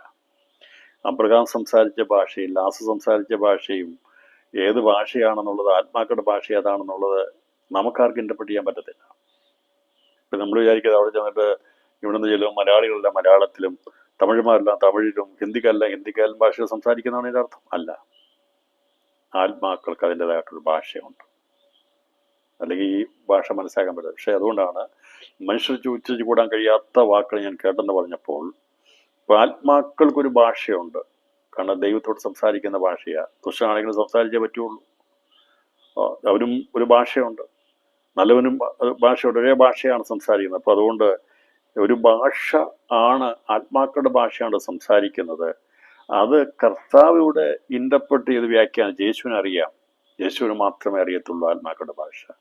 അവിടെ സംസാരിക്കുന്നവർക്കും അറിയാം, അവരൊക്കെ ആ ഭാഷ അറിയാം. അല്ലാതെ നമ്മൾ അവിടെ ചെന്ന് കഴിഞ്ഞാൽ നമുക്കത് മനസ്സിലാക്കിയെടുക്കാൻ കഴിയത്തില്ല. എന്നാൽ നാം മറ്റൊരു ശരീരമായി എന്ന് പറഞ്ഞാൽ ഒരു ആത്മശരീരമായി അതിനോട് ബന്ധത്തിൽ ചെല്ലുമ്പോൾ ആ ഭാഷയിലായിരിക്കും അവിടെ സംസാരിക്കുന്നത്. അല്ലാതെ ഇവിടെ ചെന്ന് കഴിഞ്ഞിട്ട് ഇത് വായിക്കുമ്പോൾ ഹിന്ദി പുള്ളി മലയാളമാണോ സംസാരിച്ചത്, ഹീബ്രു ആണോ സംസാരിച്ചത്, ഏത് ലാംഗ്വേജ് ആണെന്നുള്ളതൊന്നും നമ്മൾ സംസാരിക്കാൻ ബുദ്ധിമുട്ടുണ്ട്. അപ്പോൾ അവിടെ ചെല്ലുമ്പോൾ അബ്രഹാമിനോട് സംസാരിക്കാൻ പറ്റിയ ഒരു ലാംഗ്വേജ് അല്ലെങ്കിൽ അവിടെ ഉപയോഗിക്കുന്ന ഒരു ഭാഷ ഉണ്ട്. അത് ആത്മാക്കളുടെ ഭാഷയാണ് എന്നുള്ളത് വേദോസ് പറഞ്ഞു. അതുകൊണ്ടാണ് പൗലോസ് പറഞ്ഞത് മനുഷ്യർക്ക് ഉച്ചരിച്ചു കൂടാൻ കഴിയാത്ത ഒരു ഭാഷ ഞാൻ അവിടെ കേട്ടെന്ന് പറഞ്ഞു. ഇതിൽ നിന്ന് വ്യത്യസ്തമാണല്ലോ, ഒരു പ്രത്യേകമായിരിക്കുന്ന ഭാഷ അവിടെ ഉണ്ട് എന്നുള്ളത് തെളിവാണ്. ഇതിന് സംശയം മാറി വിചാരിക്കുന്നു. അല്ലെങ്കിൽ വിചാരിക്കുന്നത് അവിടെ ചെല്ലുമ്പോഴത്തേന് ഇപ്പൊ ഇന്ത്യയിൽ തന്നെ എത്രയോ ഭാഷക്കാരാണ് പോകുന്നത്. ഈ ഭൂമിയിൽ ഇരിക്കുമ്പോൾ ഇവിടെ മാത്രമേ ഭാഷ കലക്കി കളഞ്ഞതുകൊണ്ട് ഒരു പ്രശ്നമുള്ളൂ. പക്ഷേ കലങ്ങാത്തൊരു ഭാഷ പർദീസിലൊക്കെ സംസാരിക്കുന്നുണ്ട്. ഭൂമിയിലെ ഭാഷ ഇതേ കലക്കിയിട്ടുള്ളൂ കേട്ടോ. അത് മനസ്സിലായല്ലോ. ഇപ്പൊ ഇവിടെ ഭൂമിയിൽ ബാബേൽ പ്രവാസ സമയത്താണ് ഭാഷ കലയുമ്പോൾ ഒരു ഭാഷ ഉണ്ടായിരുന്നു. ആ ഭാഷ ഉപയോഗിച്ചുകൊണ്ടിരുന്ന ദൈവമായിട്ട് മനുഷ്യൻ സംസാരിച്ചിരുന്ന ഭാഷ അത് കലങ്ങിപ്പോയിട്ടില്ല. അപ്പോൾ അബ്രഹാം മരിക്കുന്നതിന് മുമ്പ് ഹാബേൽ ഒക്കെ മരിക്കുമ്പോൾ ഈ പറയുന്ന ഭാഷയൊന്നും കലങ്ങിയിട്ടില്ല. ബാബേലിന്റെ സമയത്തിന് ശേഷം, അന്നോഗയുടെ കാലത്തിന് ശേഷമാണ് ഭാഷ മാറിപ്പോയത്. അപ്പോൾ അന്ന് സംസാരിച്ചുകൊണ്ടിരുന്നൊരു ഭാഷ നമ്മുടെ അകത്തെ മനുഷ്യനിൽ ദൈവം ഇട്ടിട്ടുണ്ട്. ആ ഭാഷയായിരിക്കും അവിടെ ചെല്ലുമ്പോൾ സജീവമായി തീരുന്നത്. അപ്പോൾ എല്ലാ മനുഷ്യർക്കും മനസ്സിലാകും. അപ്പോൾ ഭാഷ കലക്കിയത് ഭൂമിയിലേ ഉള്ളൂ, അല്ലാതെ ദൈവം ഭാഷ പറുദീസയിൽ കലങ്ങിയിട്ടില്ല. അവിടെ സംസാരിക്കുന്ന ഭാഷകൾക്ക് മാറ്റം വന്നിട്ടില്ല. അതൊരു ഭാഷയുണ്ട്. അതുകൊണ്ടാണ് പൗലോസ് അപ്പോസ്തലൻ പറഞ്ഞത്, മനുഷ്യർക്ക് ഉച്ചരിച്ചു കൂടാൻ കഴിയാത്ത ഒരു ഭാഷ ഞാൻ അവിടെ കേട്ടു എന്ന് പറഞ്ഞിരിക്കുന്നത്. അത് ആത്മാവിൻ്റെ ഭാഷയാണ്. അപ്പോൾ അദ്ദേഹം അവിടെ എത്തിയെങ്കിലും അവിടെ ചില നിമിഷങ്ങൾ മാത്രമുള്ളതുകൊണ്ട് അതുമായിട്ട് സംസാരിപ്പാൻ കഴിഞ്ഞിരുന്നില്ല. പുതിയൊരു പാട്ട് പഠിക്കുന്നതിനെക്കുറിച്ച്, മോശയുടെ പാട്ട് പഠിക്കുന്നതിനെക്കുറിച്ചൊക്കെ നമ്മൾ കേട്ടിട്ടുണ്ടല്ലോ. വെളിപ്പാട് പുസ്തകത്തിൽ അവിടെ നിന്ന് എത്തിയ ആൾക്കാർ സ്വർഗാസുഖത്തിൽ എത്തിക്കഴിയുമ്പോഴത്തേന് അവർ മോശയുടെ പാട്ടും കുഞ്ഞാടിൻ്റെ പാട്ടും പഠിക്കുന്നതായിട്ട് കാണുന്നുണ്ട്. അപ്പോൾ അവിടെ നിന്ന് കഴിയുമ്പോൾ ആ ഭാഷയുമായിട്ട് ബന്ധപ്പെട്ടതായിരിക്കും സംസാരിക്കുന്നത്. ഇന്ന് ഈ ഒരു സംശയം മാറിയില്ലെങ്കിൽ ഇവിടുന്ന് പോകുന്ന നിങ്ങൾ വലിയ ഇംഗ്ലീഷിൻ്റെ PhD എടുത്തിട്ട് പോയിട്ട് അവിടെ പോയി ഇംഗ്ലീഷ് അല്ല സംസാരിക്കുന്നത്. ഇവിടുന്ന് വിട്ട് കഴിയുമ്പോൾ ഈ ശരീരത്തിൻ്റെ ഭാഷ, ഇവിടുത്തെ ഭാഷ ഇവിടെ കൊണ്ട് തീരും, ലോകഭാഷ തീരും. അതിനുശേഷമായി ദൈവം അസൈൻ ചെയ്ത് വെച്ചിരിക്കുന്ന, ദൈവം നമ്മുടെ അകത്തെ മനുഷ്യരെ വെച്ചിരിക്കുന്ന ഒരു ഭാഷയുണ്ട്. അത് ഓപ്പണാകും. അതാണ് അവിടെ ഉപയോഗിക്കുന്നത്. അതുകൊണ്ടാണ് 2 കൊരിന്തി 12-ാം അധ്യായത്തിൽ പറഞ്ഞിരിക്കുന്നത്, ദൈവം അറിയുന്നെന്ന് പറഞ്ഞിട്ട് 4-ാം വാക്യം, മനുഷ്യന് ഉച്ചരിപ്പാൻ പാടില്ലാത്തതും പറഞ്ഞുകൂടാത്തതുമായ വാക്കുകളെ അവൻ കേട്ടു എന്ന് ഞാൻ അറിയുന്നു. മനുഷ്യന് ഉച്ചരിപ്പാൻ പാടില്ലാത്തതും പറഞ്ഞുകൂടാത്തതുമായ ഭാഷ. അപ്പം അത് ദൈവം വെച്ചിരിക്കുന്നൊരു ഭാഷയുണ്ട്. ആ ഭാഷയിലാണ് അവിടെ സംസാരിക്കുന്നത്. അതല്ലാതെ ഇവിടുത്തെ ഒരു ലാംഗ്വേജുമായിട്ട് അങ്ങോട്ട് പോകണ്ട. ഇവിടെ പഠിക്കുന്ന ലാംഗ്വേജും കാര്യങ്ങളൊക്കെ ഇവിടം കൊണ്ട് അത് തീരുമ്പോൾ അതിൻ്റെ ആവശ്യം വരുന്നില്ല. പിന്നീട് അവിടുത്തെ ഒരു ഭാഷ അകത്തെ മനുഷ്യൻ സംസാരിക്കുന്ന ഭാഷയോട് ബന്ധത്തിലായിരിക്കും.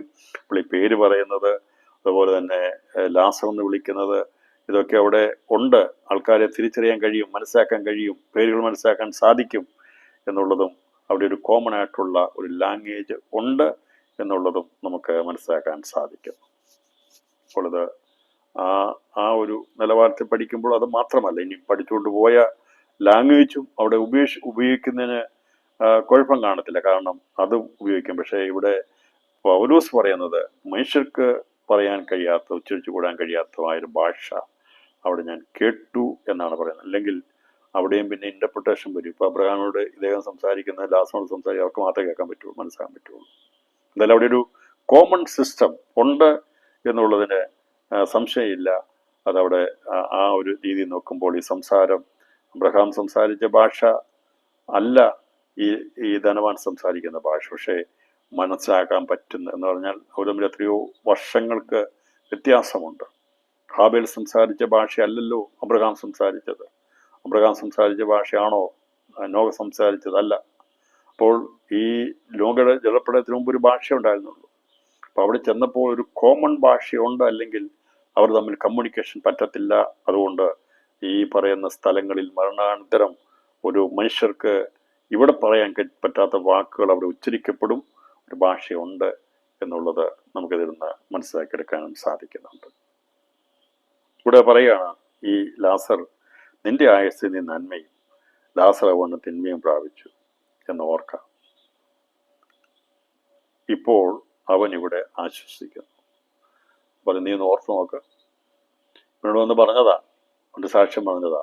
വന്നത് എങ്ങനെയാണെന്നറിയാം. പിന്നെ അവിടെ നിന്ന് വന്നപ്പോൾ ഇവിടെ എൻ്റെ മടിയിൽ വന്നവർ പറഞ്ഞിട്ടുണ്ട്, എന്നെ അയൽവക്കത്തുള്ള ഒരാളുണ്ട്, നമുക്കിവിടെ വളരെ കഷ്ടപ്പെടുന്നുണ്ടെന്നൊക്കെ പറഞ്ഞിട്ടുമുണ്ട്. എന്ന് പറഞ്ഞാൽ ഇന്ന് ചെന്ന് കഴിയുമ്പോൾ ഇവിടുത്തെ കാര്യങ്ങളൊക്കെ അവിടെ പറയുമല്ലോ. പറഞ്ഞിട്ടുണ്ട്, ഈ ദരിദ്രനായിരിക്കുന്ന ലാസർ ഇങ്ങനെ കിടന്ന് കഷ്ടപ്പെടുക എന്നൊക്കെ അവിടെ അവർ പറഞ്ഞിട്ടുണ്ട്, സംസാരിച്ചിട്ടുണ്ട്. അങ്ങനെ അറിയാമായിരുന്നു. അപ്പോൾ അതുകൊണ്ടാണ് ഞാൻ പറഞ്ഞത്, യേശുവിനെ കുറിച്ചുള്ള കാര്യങ്ങൾ അബ്രഹാമിനെ അറിഞ്ഞത്. അപ്പോൾ ലാസറൊക്കെ മറ്റേ 3-4 ദിവസം കഴിഞ്ഞ് മടങ്ങി വന്ന ലാസർ അബ്രഹാമിന്റെ മടിയിലേക്കല്ലേ പോയി. അവിടെ ചെന്നപ്പോൾ പറഞ്ഞു, യേശുവിനെ കുറിച്ച് സംസാരിച്ചു. അപ്പോൾ അവൻ കേട്ടിട്ടുണ്ട്, അവന് ദർശനം കിട്ടിയതാണ് അബ്രഹാം. അവൻ്റെ സന്തതിയിൽപ്പെട്ടവൻ പാപപരിഹാരത്തിന് വേണ്ടി ലോകത്തിൽ വരുമെന്നുള്ളത് അവനറിയാമായിരുന്നു. കാരണം അവന് ദർശനം കിട്ടേണ്ടത് ഭൂമിയിൽ വന്നു എന്നുള്ളത് ഇവിടുന്ന് അങ്ങോട്ട് ചെല്ലുന്ന ആൾക്കാർ പറയുമ്പോൾ അത് മനസ്സിലാക്കി എടുക്കുവാൻ കഴിഞ്ഞിട്ടുണ്ട്. അതുകൊണ്ടാണ് ഭൂമി നടക്കുന്ന കാര്യങ്ങളെക്കുറിച്ചുള്ള തൽസ്ഥിതി മനസ്സിലാക്കിയെടുക്കുന്ന ഇവിടുന്ന് ആൾക്കാർ അവിടെ ചെല്ലുമ്പോൾ അവർ പ്രസ്താവിക്കുന്ന അനുസരിച്ചാണ് അവർക്കത് മനസ്സിലാക്കാൻ സാധിക്കുന്നത്. അതല്ലെങ്കിൽ അവർക്ക് അവിടെ ഇരുന്ന് ഒന്നും തന്നെ കാണുവാനോ ഭൂമി നടക്കുന്ന ഒരു കാര്യങ്ങളും സൂര്യനിൽ നടക്കുന്ന ഒരു കാര്യങ്ങൾ കേൾക്കാൻ അവർക്ക് കഴിയുന്നില്ല. എന്നാൽ ഇവിടുന്ന് ചെല്ലുന്ന ആത്മാക്കൾക്ക് അത് അവരവിടെ അപ്ഡേറ്റ് ചെയ്തുകൊണ്ടിരിക്കുന്നു എന്നുള്ളതും ഈ ഭാഗത്ത് നമുക്ക് മനസ്സിലാക്കാൻ സാധിക്കുന്നു. ഇങ്ങനെ നിരവധി സംശയങ്ങൾക്ക് നിവാരണം ഉണ്ടാകണം. ദൈവത്തിൽ പറഞ്ഞിരിക്കുന്ന കാര്യങ്ങൾക്ക് കർത്താവ് പറഞ്ഞിരിക്കുന്നത് നമുക്ക് മനസ്സിലാക്കാൻ സാധിക്കുന്നു. അബ്രഹാമിന് ഈ ലാസറിന്റെ സ്ഥിതിയെക്കുറിച്ചും ധനവാന്റെ കാര്യത്തെക്കുറിച്ചും ഒക്കെയുള്ള കാര്യങ്ങൾ മനസ്സിലാക്കാൻ സാധിച്ചത് അബ്രഹാം കണ്ടിട്ടല്ല. ദരിദ്രനായിരിക്കുന്ന ഇവന്റെ ജീവിതത്തെ അബ്രഹാം കണ്ടില്ല, ധനവാനായിരിക്കുന്നവന്റെ ജീവിതത്തെ അബ്രഹാം കണ്ടിട്ടില്ല. പക്ഷേ ഈ പറയുന്ന ലാസർ ചെന്നു കഴിഞ്ഞപ്പോൾ അവൻ സംസാരിച്ചു. അവൻ അബ്രഹാം പിതാവിനോട് സംസാരിച്ചു. ഹാബേൽ സംസാരിച്ചില്ലേ? ദൈവത്തോട് സംസാരിച്ചല്ലോ. ഇന്നും വിശ്വാസത്താൽ ഹാബേൽ സംസാരിച്ചുകൊണ്ടേയിരിക്കുന്നത്. അപ്പോൾ ആ സംസാരത്തിൽ നിന്നാണ് കാര്യങ്ങൾ മനസ്സിലാക്കിയത്. അപ്പോൾ അതനുസരിച്ചാണ് അബ്രഹാം സംസാരിക്കുന്നത്. അതല്ലാതെ ഇവിടെ നടന്ന കാര്യങ്ങളൊന്നും കണ്ടിട്ടല്ല അബ്രഹാം സംസാരിച്ചത്. അല്ലെങ്കിൽ സംശയം തോന്നും, അബ്രഹാമിന് എങ്ങനെയാണ് ഈ കാര്യങ്ങൾ മനസ്സിലായത് എന്നുള്ള സംശയം ഉണ്ടാകാം. അതുകൊണ്ടാണ് ഞാൻ അതിനെ ക്ലിയർ ചെയ്യുന്നത്. അബ്രഹാം ഭൂമി നടക്കുന്ന കാര്യങ്ങളെ കണ്ടിട്ടല്ല സംസാരിച്ചത്. എന്നാൽ അവിടെ എത്തിക്കഴിഞ്ഞപ്പോൾ ഇവൻ എവിടെയായിരുന്നു, എൻ്റെ പശ്ചാത്തലം എന്തായിരുന്നു എന്നൊക്കെ പറഞ്ഞപ്പോൾ മനസ്സിലായി. പിന്നെ താഴെ വന്ന വിട്ടം കിടന്ന് നിലവിളിക്കാൻ തുടങ്ങിയപ്പോൾ കണ്ടപ്പോൾ ലാസർ പറഞ്ഞു ഇവനാണ് അവൻ പറയുമ്പോൾ അവർക്ക് മനസ്സാകുവാൻ ഇടയാത്തുള്ളൂ. പിന്നീട് അവന് മനസ്സായി അവൻ വിളിച്ചു പറയുക അബ്രഹാം പിതാവേ എന്നൊക്കെ പറഞ്ഞ് ലാസർ ഇരിക്കുന്നത് കണ്ട് അവൻ പറയുന്നതിനെ കുറിച്ചാണ് ഇവിടെ രേഖപ്പെടുത്തിയിരിക്കുന്നത്. ഇപ്പോൾ മകനെ, നിന്റെ ആയുസ്സിൽ നീ നന്മയും ലാസർ വണ്ണം തിന്മയും പ്രാപിച്ചു എന്ന് ഓർക്കാം. ഇപ്പോൾ അവൻ ഇവിടെ ആശ്വസിക്കുന്നു, നീയോ വേദന അനുഭവിക്കുന്നു. അവൻ ഇവിടെ ആശ്വസിക്കുന്നു, നീയോ വേദന അനുഭവിക്കുന്നു. ഈ വേദന എന്ന് പറയുമ്പോൾ ഏത് വേദനയാ? അവനൊരു ശരീരം ഇല്ല, ശരീരത്തിന്റെ വേദനയല്ല. പറഞ്ഞാൽ ഭൂമിയിലെ ശരീരം അവന് അടക്കം ചെയ്തുപോയി. പക്ഷെ അകത്തെ ആ മനുഷ്യൻ വേദനപ്പെടാൻ സാധ്യതയുള്ള ഒരു ശരീരമാണ്. ആശ്വാസം പ്രാപിപ്പാനുള്ള ശരീരമാണ്. അവനിവിടെ ആശ്വസിക്കുന്നു. നീ ഇത് ഓർത്തോ? നീ അവിടെ അല്പകാലം നീ സുഖമായിട്ട് ജീവിച്ചവനാ. നീ ദൈവമെന്നോ ദൈവ കാര്യങ്ങളെക്കുറിച്ചോ ചിന്തിച്ചില്ല. പക്ഷേ നീ അതെല്ലാം മറന്നു കളഞ്ഞ് ജീവിച്ചപ്പോൾ ഇപ്പോൾ നീ ഓർക്കാം. നിനക്ക് ഓർക്കാൻ മാത്രമേ കഴിയത്തുള്ളൂ. പണ്ടത്തെ നിന്റെ ആഡംബര ജീവിതത്തെക്കുറിച്ച് നിനക്ക് ഓർക്കാനേ കഴിയത്തുള്ളൂ, നന്മയെക്കുറിച്ച് ഓർക്കാനേ കഴിയത്തുള്ളൂ. നീ അത് ഒരിക്കലും നിനക്ക് തിരിച്ചു കിട്ടത്തില്ല എന്നുള്ള സത്യമാണ് അബ്രഹാമിനോട് പറഞ്ഞത്. ഇന്ന് രാത്രിയിൽ ഞാൻ സന്ദേശം പറയുമ്പോൾ ഒരു കാര്യം മനസ്സിലായിക്കൊള്ളണം. ഇവിടുത്തെ നന്മകൾ, ഇവിടുത്തെ നമ്മുടെ ഇഷ്ടാഹാരങ്ങൾ, നമ്മുടെ ഇഷ്ടമായ കാര്യങ്ങൾ എല്ലാം കൊണ്ടുപോകാൻ കഴിയത്തില്ല. അതിവിടെ കൊണ്ട് തീരും, ഇവിടെ കൊണ്ട് അസ്തമിക്കും. അതിന് ഓർമ്മ കാണും. AC-യിൽ താമസിച്ചതും വലിയ ഫ്ലൈറ്റിൽ ഫ്ലൈ ചെയ്തതും ഒക്കെ ഓർക്കാൻ കഴിയും.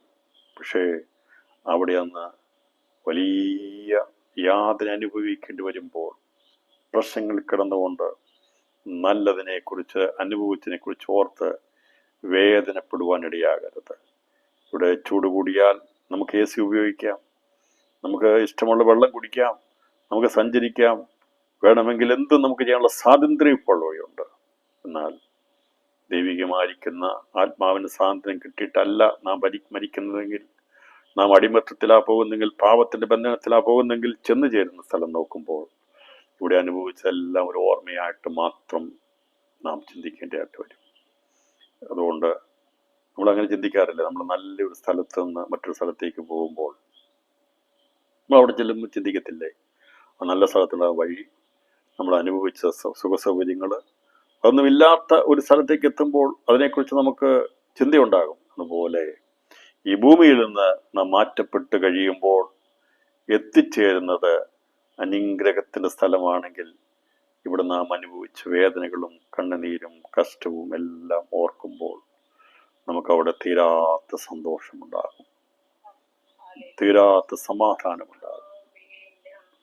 അതുകൊണ്ട് ഇവിടുത്തെ കണ്ണുനീർ, ഇവിടുത്തെ വേദനകൾ, ഇവിടുത്തെ നമ്മുടെ ഭാരങ്ങൾ, വേദനകളൊക്കെ വിട്ട് ആശ്വാസം പ്രാപിപ്പാൻ വേണ്ടിയാണ് നമ്മുടെ ആത്മാവ് ഇവിടുന്ന് വേർപിരിയുന്നത്.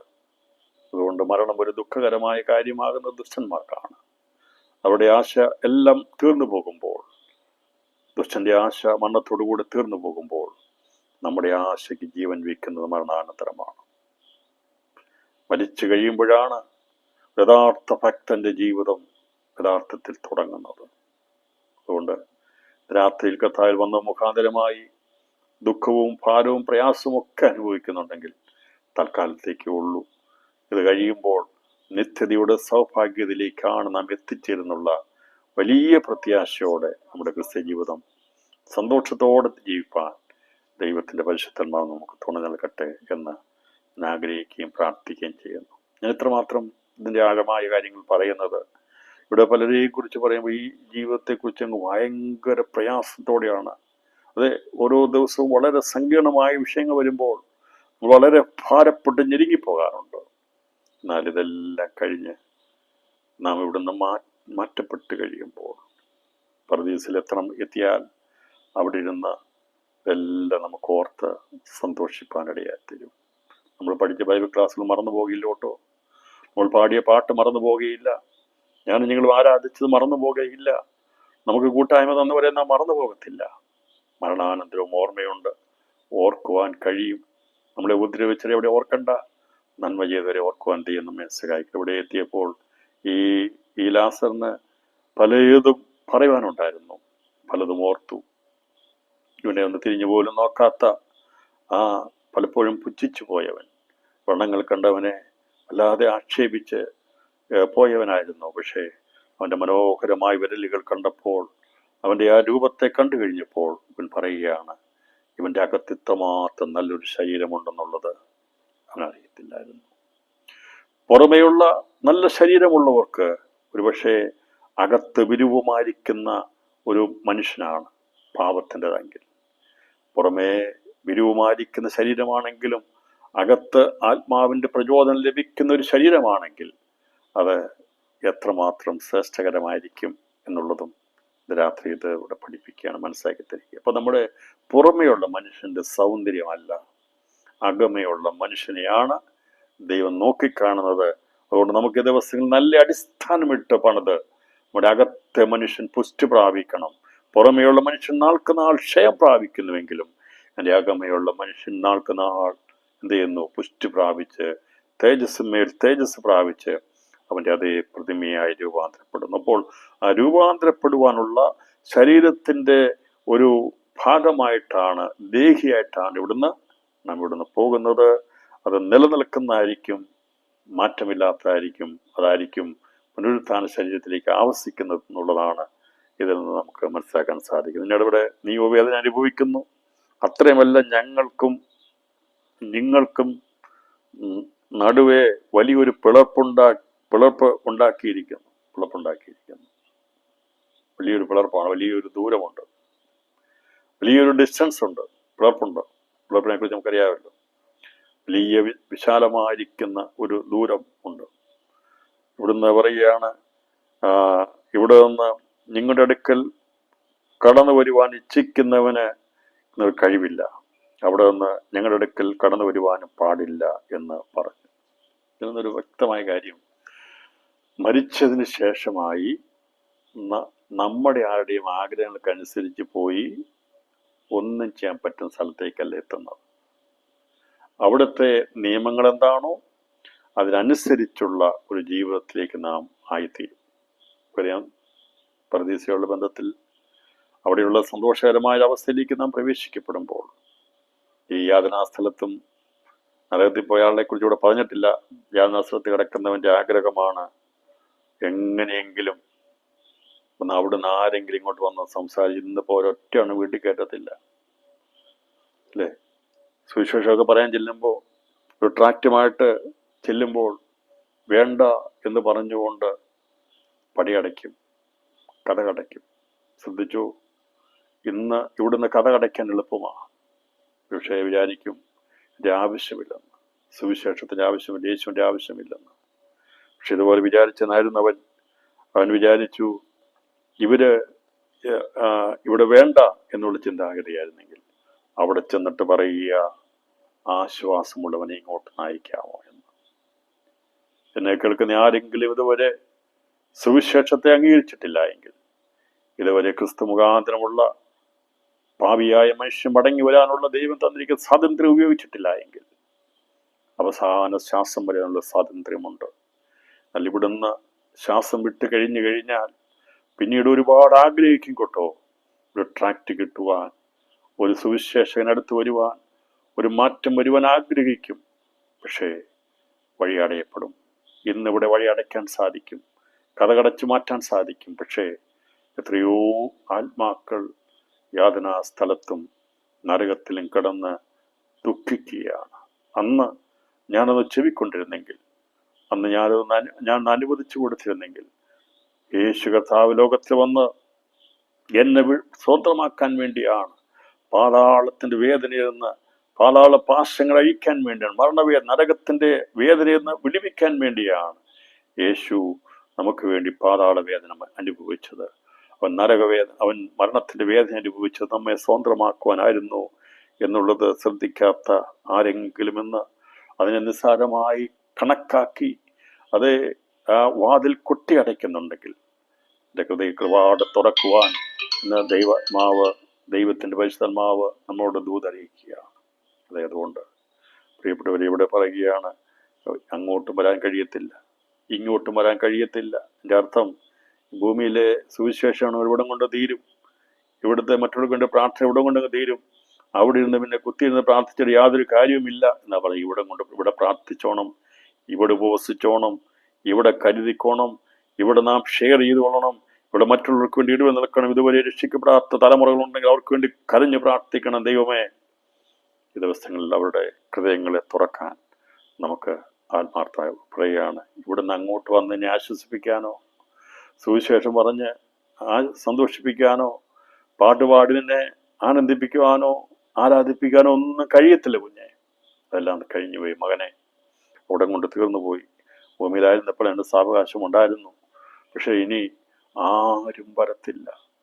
ഒരുപക്ഷെ സുവിശേഷം കേൾക്കാൻ വിമുക്തിയുള്ള എതിർപ്പുള്ളവരോട് രാത്രി ഞാൻ വളരെ സ്നേഹത്തോടെ പറയട്ടെ, ഇത് ഇഷ്ടപ്പെടുന്ന ഒരു ദിവസം വരും കേട്ടോ. ഇത് വേണമെന്ന് ആഗ്രഹിക്കുന്ന ഒരു ദിവസം വരും. അന്ന് കേൾക്കാൻ കഴിയത്തില്ല, അന്ന് സ്വീകരിക്കാൻ കഴിയത്തില്ല, അന്ന് സ്നാനപ്പെടാൻ കഴിയത്തില്ല, അഭിഷേകം പ്രാപിപ്പാൻ കഴിയത്തില്ല, അന്ന് ആരാധിപ്പാൻ കഴിയത്തില്ല. അതിനെല്ലാമുള്ള സ്വാതന്ത്ര്യം, സാവകാശം ദൈവത്തിന്റെ പരിശുദ്ധാത്മാവ് തന്റെ പുത്രനാകുന്ന ക്രിസ്തുവിന്റെ രക്തം മുഖാന്തരം, ജീവൻ മുഖാന്തരം നമുക്കിവിടെ ഒരുക്കി തന്നിട്ടുണ്ട്. നമുക്കിവിടെ ഈ ദിവസങ്ങളിൽ അതിനെ നാം നിർവഹിച്ചു പോകാമെങ്കിൽ നിശ്ചയമായിട്ടും അത് തുടർമാനമായി, ആശ്വാസമായി അതിൻ്റെ സ്വസ്ഥതയിലേക്ക് പ്രവേശിപ്പാൻ കഴിയും എന്നാണ് ഇവിടെ പ്രയോജനം പറഞ്ഞിരിക്കുക. ഞങ്ങൾക്ക് അങ്ങോട്ട് വരാൻ കഴിയത്തില്ല, എനിക്ക് കനിവുണ്ടെന്ന് തോന്നിയാലും സാധിക്കത്തില്ല. അതുകൊണ്ട് ഈ ശരീരത്തിലിരിക്കുമ്പോൾ മാത്രമേ കനിവ് തോന്നുവാൻ കഴിയത്തുള്ളൂ. അബ്രഹാമിന് എത്ര കനിവുണ്ടായാലും അബ്രഹാം പറഞ്ഞു, എനിക്ക് അങ്ങോട്ട് വരാൻ കഴിയത്തില്ല, ഇവനെ അയക്കാൻ കഴിയത്തില്ല. അതൊക്കെ പിന്നീട് അത് പറയുന്നുണ്ട്, അതേക്കുറിച്ച് തുറന്നു പറഞ്ഞിരിക്കുന്നത്. അതുകൊണ്ട് ഇത് വളരെ ഗൗരവമായിട്ട് ഈ വിഷയം ഏറ്റെടുക്കണം. അതുകൊണ്ട് നമുക്ക് തന്നിരിക്കുന്ന ജീവിതത്തിന്റെ ഓരോ നിമിഷവും ഓരോ ദിവസവും വിലപ്പെട്ടതാണെന്ന് എണ്ണി വേണം നാം നാളുകളെ എണ്ണി ജീവിക്കേണ്ടത്. ആരെങ്കിലും ലാഘവത്തോടെ നാളെ ആയേക്കാമെന്നുള്ള രീതിയിൽ ജീവിക്കുന്നുണ്ടെങ്കിൽ എന്ന പരിശുദ്ധാത്മാവ് നമുക്ക് അതിൻ്റെതായ വാണിംഗ് നൽകുകയാണ്. അങ്ങനെ ഒരിക്കലും നമ്മുടെ സമയം നഷ്ടപ്പെടുത്തി കളയരുത്. അങ്ങനെ ഒരു സമയം നഷ്ടം വരാൻ പാടില്ല. നമ്മുടെ ഓരോ നിമിഷവും വിലപ്പെട്ടതാണ്. തീരുമാനമെടുക്കണം, മാറ്റം വരുത്തണം. അതെ, ഇവിടുന്ന് പോയതിനു ശേഷം നമുക്കൊന്നും ചെയ്യാൻ കഴിയാത്തത് കൊണ്ട് നമുക്ക് ദിവസം ലഭിച്ചിരിക്കുന്ന സമയം ദൈവം തന്നിരിക്കുന്ന സാവകാശമാണെന്ന് മനസ്സിലാക്കി നമുക്ക് ആ വരും കാലത്തേക്ക് നല്ലൊരു അടിസ്ഥാനം ഇടുവാൻ ഈ പഠനം മുഖാന്തരം കർത്താവ് നമ്മെ സഹായിക്കട്ടെ. അപ്പോൾ വരുവാൻ ഇച്ഛിക്കുന്ന കഴിവില്ല, അവിടെ നിന്ന് ഞങ്ങളുടെ അടുക്കൽ കടന്നു വരുവാനും പാടില്ല എന്ന് പറഞ്ഞു. അതിന് അവൻ, എന്നാൽ പിതാവേ, അവനെ എൻ്റെ അപ്പൻ്റെ വീട്ടിൽ അയക്കണമേ എന്ന് ഞാൻ അപേക്ഷിക്കുന്നു. എനിക്ക് 5 സഹോദരന്മാരുണ്ട്, അവരും ഈ യാതനാസ്ഥലത്ത് വരാതിരിപ്പാൻ അവൻ അവരോട് സാക്ഷ്യം പറയട്ടെ എന്ന് പറഞ്ഞു. പറയുക, ഇവനെ അവിടെ ചെന്ന് അങ്ങോട്ട് വിടാമോ? നോക്കണം, ഞാൻ പറഞ്ഞത് ഇപ്പൊ ഇവിടെ വെച്ച് പലരും എതിർക്കും, വേണ്ട എന്ന് പറയും. നിന്റെ യേശുവിനെ എനിക്ക് വേണ്ടെന്ന് പറയും, നിന്റെ സുവിശേഷം എനിക്ക് വേണ്ടെന്ന് പറയും. സാരമില്ല. പക്ഷെ അവരത് കുട്ടിയടയ്ക്കുന്നത് നിത്യതയുടെ സൗഭാഗ്യമാ നഷ്ടമാക്കി കളയുന്നത്. ഇവിടെ വേണ്ട എന്ന് പറഞ്ഞ് മാറിപ്പോകുമ്പോൾ, അങ്ങനെ പോയവനാ പറയാണ്, ഞാൻ 6 പേരായിരുന്നു, ഞാൻ 6 പേരും ഈ യാതനാ സ്ഥലത്ത് വരാനുള്ളവരാ. ഞാൻ വന്നതുപോലെ എൻ്റെ സഹോദരന്മാരും വന്ന് ചേരും, എനിക്കറിയാം. അതുകൊണ്ട് ദയ ചെയ്തിട്ട് എൻ്റെ അപ്പൻ്റെ വീട്ടിൽ അയക്കണമേ എന്ന് ഞാൻ അപേക്ഷിക്കുന്നു. പിന്നെ അവിടെ എത്തിയപ്പോൾ ഒരു നന്മ ചെയ്യണമെന്ന് ആഗ്രഹം തോന്നുക.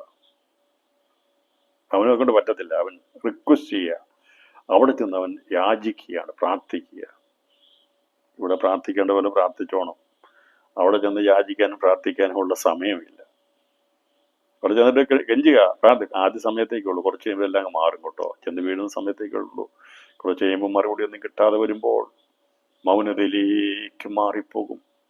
എത്രയോ പേർ ഓരോ നിമിഷവും ഇങ്ങനെ അധമപാതാളത്തിലേക്ക് വീണിട്ട് പലതും ഓർത്ത് ഭാരപ്പെട്ട് വേദനപ്പെട്ട് സങ്കടപ്പെട്ട് ഒന്നും ചെയ്യാൻ കഴിയാത്തവരായി ഏകാന്തതയിലേക്ക്, മൗനതയിലേക്ക്, പാതാളത്തിന്റെ മൗനതയിലേക്ക് മാറും. ഇവന്റെ ഈ വർത്തമാനം കേട്ട മറ്റുള്ളവർ പറഞ്ഞിട്ടുണ്ട്, ഞങ്ങളും വന്നപ്പോൾ ഇതൊക്കെ പറഞ്ഞതാ, ഒരു പ്രയോജനവുമില്ല. അതുകൊണ്ട് ഇന്ന് രാത്രിയിൽ ഇപ്പോഴാകുന്നു സുപ്രസാദ കാലം, ഇപ്പോഴാകുന്നു രക്ഷാ ദിവസം. ഇതുവരെ എന്നെ കേൾക്കുന്ന ആരെങ്കിലും, ശ്രമിക്കുന്ന ആരെങ്കിലും ഇതുവരെ രക്ഷയുടെ സന്ദേശം കേട്ടിട്ട് മാനസാന്തരപ്പെട്ടിട്ടില്ലെങ്കിൽ, ദൈവം തന്നിരിക്കുന്ന അവസാന ശ്വാസം വരെ അതിനുള്ള സമയമുണ്ട്. താമസിക്കരുത്. താമസിച്ചു പോയാൽ നമ്മുടെ കൃപയാണ് നഷ്ടപ്പെടുന്നത്. അവിടെ പറയുകയാണ്, എന്നാൽ പിതാവേ, അവനെ എൻ്റെ അപ്പൻ്റെ വീട്ടിലയക്കണം, ഇങ്ങോട്ട് വരാൻ പറ്റത്തില്ലെങ്കിൽ എനിക്കിനൊന്നും ചെയ്യാൻ കഴിയത്തില്ല. പക്ഷെ ഒരു കാര്യം ചെയ്യണം, എൻ്റെ അപ്പൻ്റെ വീട്ടിൽ എന്നെ പോലുള്ള 5 പേര് കൂടിയുണ്ട്, അവരും ഇങ്ങോട്ട് വരാനുള്ളവരാ. അതുകൊണ്ടൊരു കാര്യം ചെയ്യണം, ഇവനെ അങ്ങോട്ടൊന്ന് അയക്കാമോ? 5 പേർക്ക് വേണ്ടി അയക്കാമോ? അല്ലേ? 5 പേർക്ക് വേണ്ടി മരിച്ചുപോയ ദരിദ്രനായ ലാസറിനെ ഒരു സുവിശേഷകനായിട്ട് അയക്കാമോ എന്നാണ് റിക്വസ്റ്റ് ചെയ്യുന്നത്, അപേക്ഷിക്കുന്നത്. നോക്കിക്കേ, ഇവിടെ ഞങ്ങളുടെ ആലോചന ഉണ്ടായിരുന്നോ? ഇല്ല. മരിച്ചു കഴിയുമ്പോഴാണ് പലരും മര്യാദ പഠിക്കുന്നത്. അതുവരെ സ്വന്തം ഇഷ്ടത്തിന് ഓടി നടക്കും. ഇന്ന് രാത്രി സന്ദേശം അവസാനിപ്പിക്കുമ്പോൾ, പ്രിയപ്പെട്ടവരെ, എന്നെ ആരും ഉപദേശിക്കണ്ട, എനിക്ക് ആരുടെ സഹായം വേണ്ട എന്നൊക്കെ പറയുമ്പോൾ വിചാരിച്ച് എനിക്ക് ആരുടെ സഹായം ഒന്നും വേണ്ടെന്ന്. എനിക്കിഷ്ടം പോലെ പണമുണ്ട്, പരിചാരകരുണ്ട്, എനിക്കെല്ലാം ഉണ്ട്, എനിക്കാരുടെയും ആവശ്യമില്ല, എനിക്കാരുടെയും സഹായം ആവശ്യമില്ല എന്നൊക്കെയുള്ള അഹങ്കാരത്തോടെ മുമ്പോട്ട് പോയാൻ പറയുക. അത് ഈ സമ്പത്തല്ല, അത് ശാശ്വതമല്ല. അതിന് ശേഷമുള്ള ആത്മീയ സമ്പത്തുണ്ട്, ആത്മീയ നിത്യതയുണ്ട്, ആത്മീയ ജീവിതമുണ്ട്.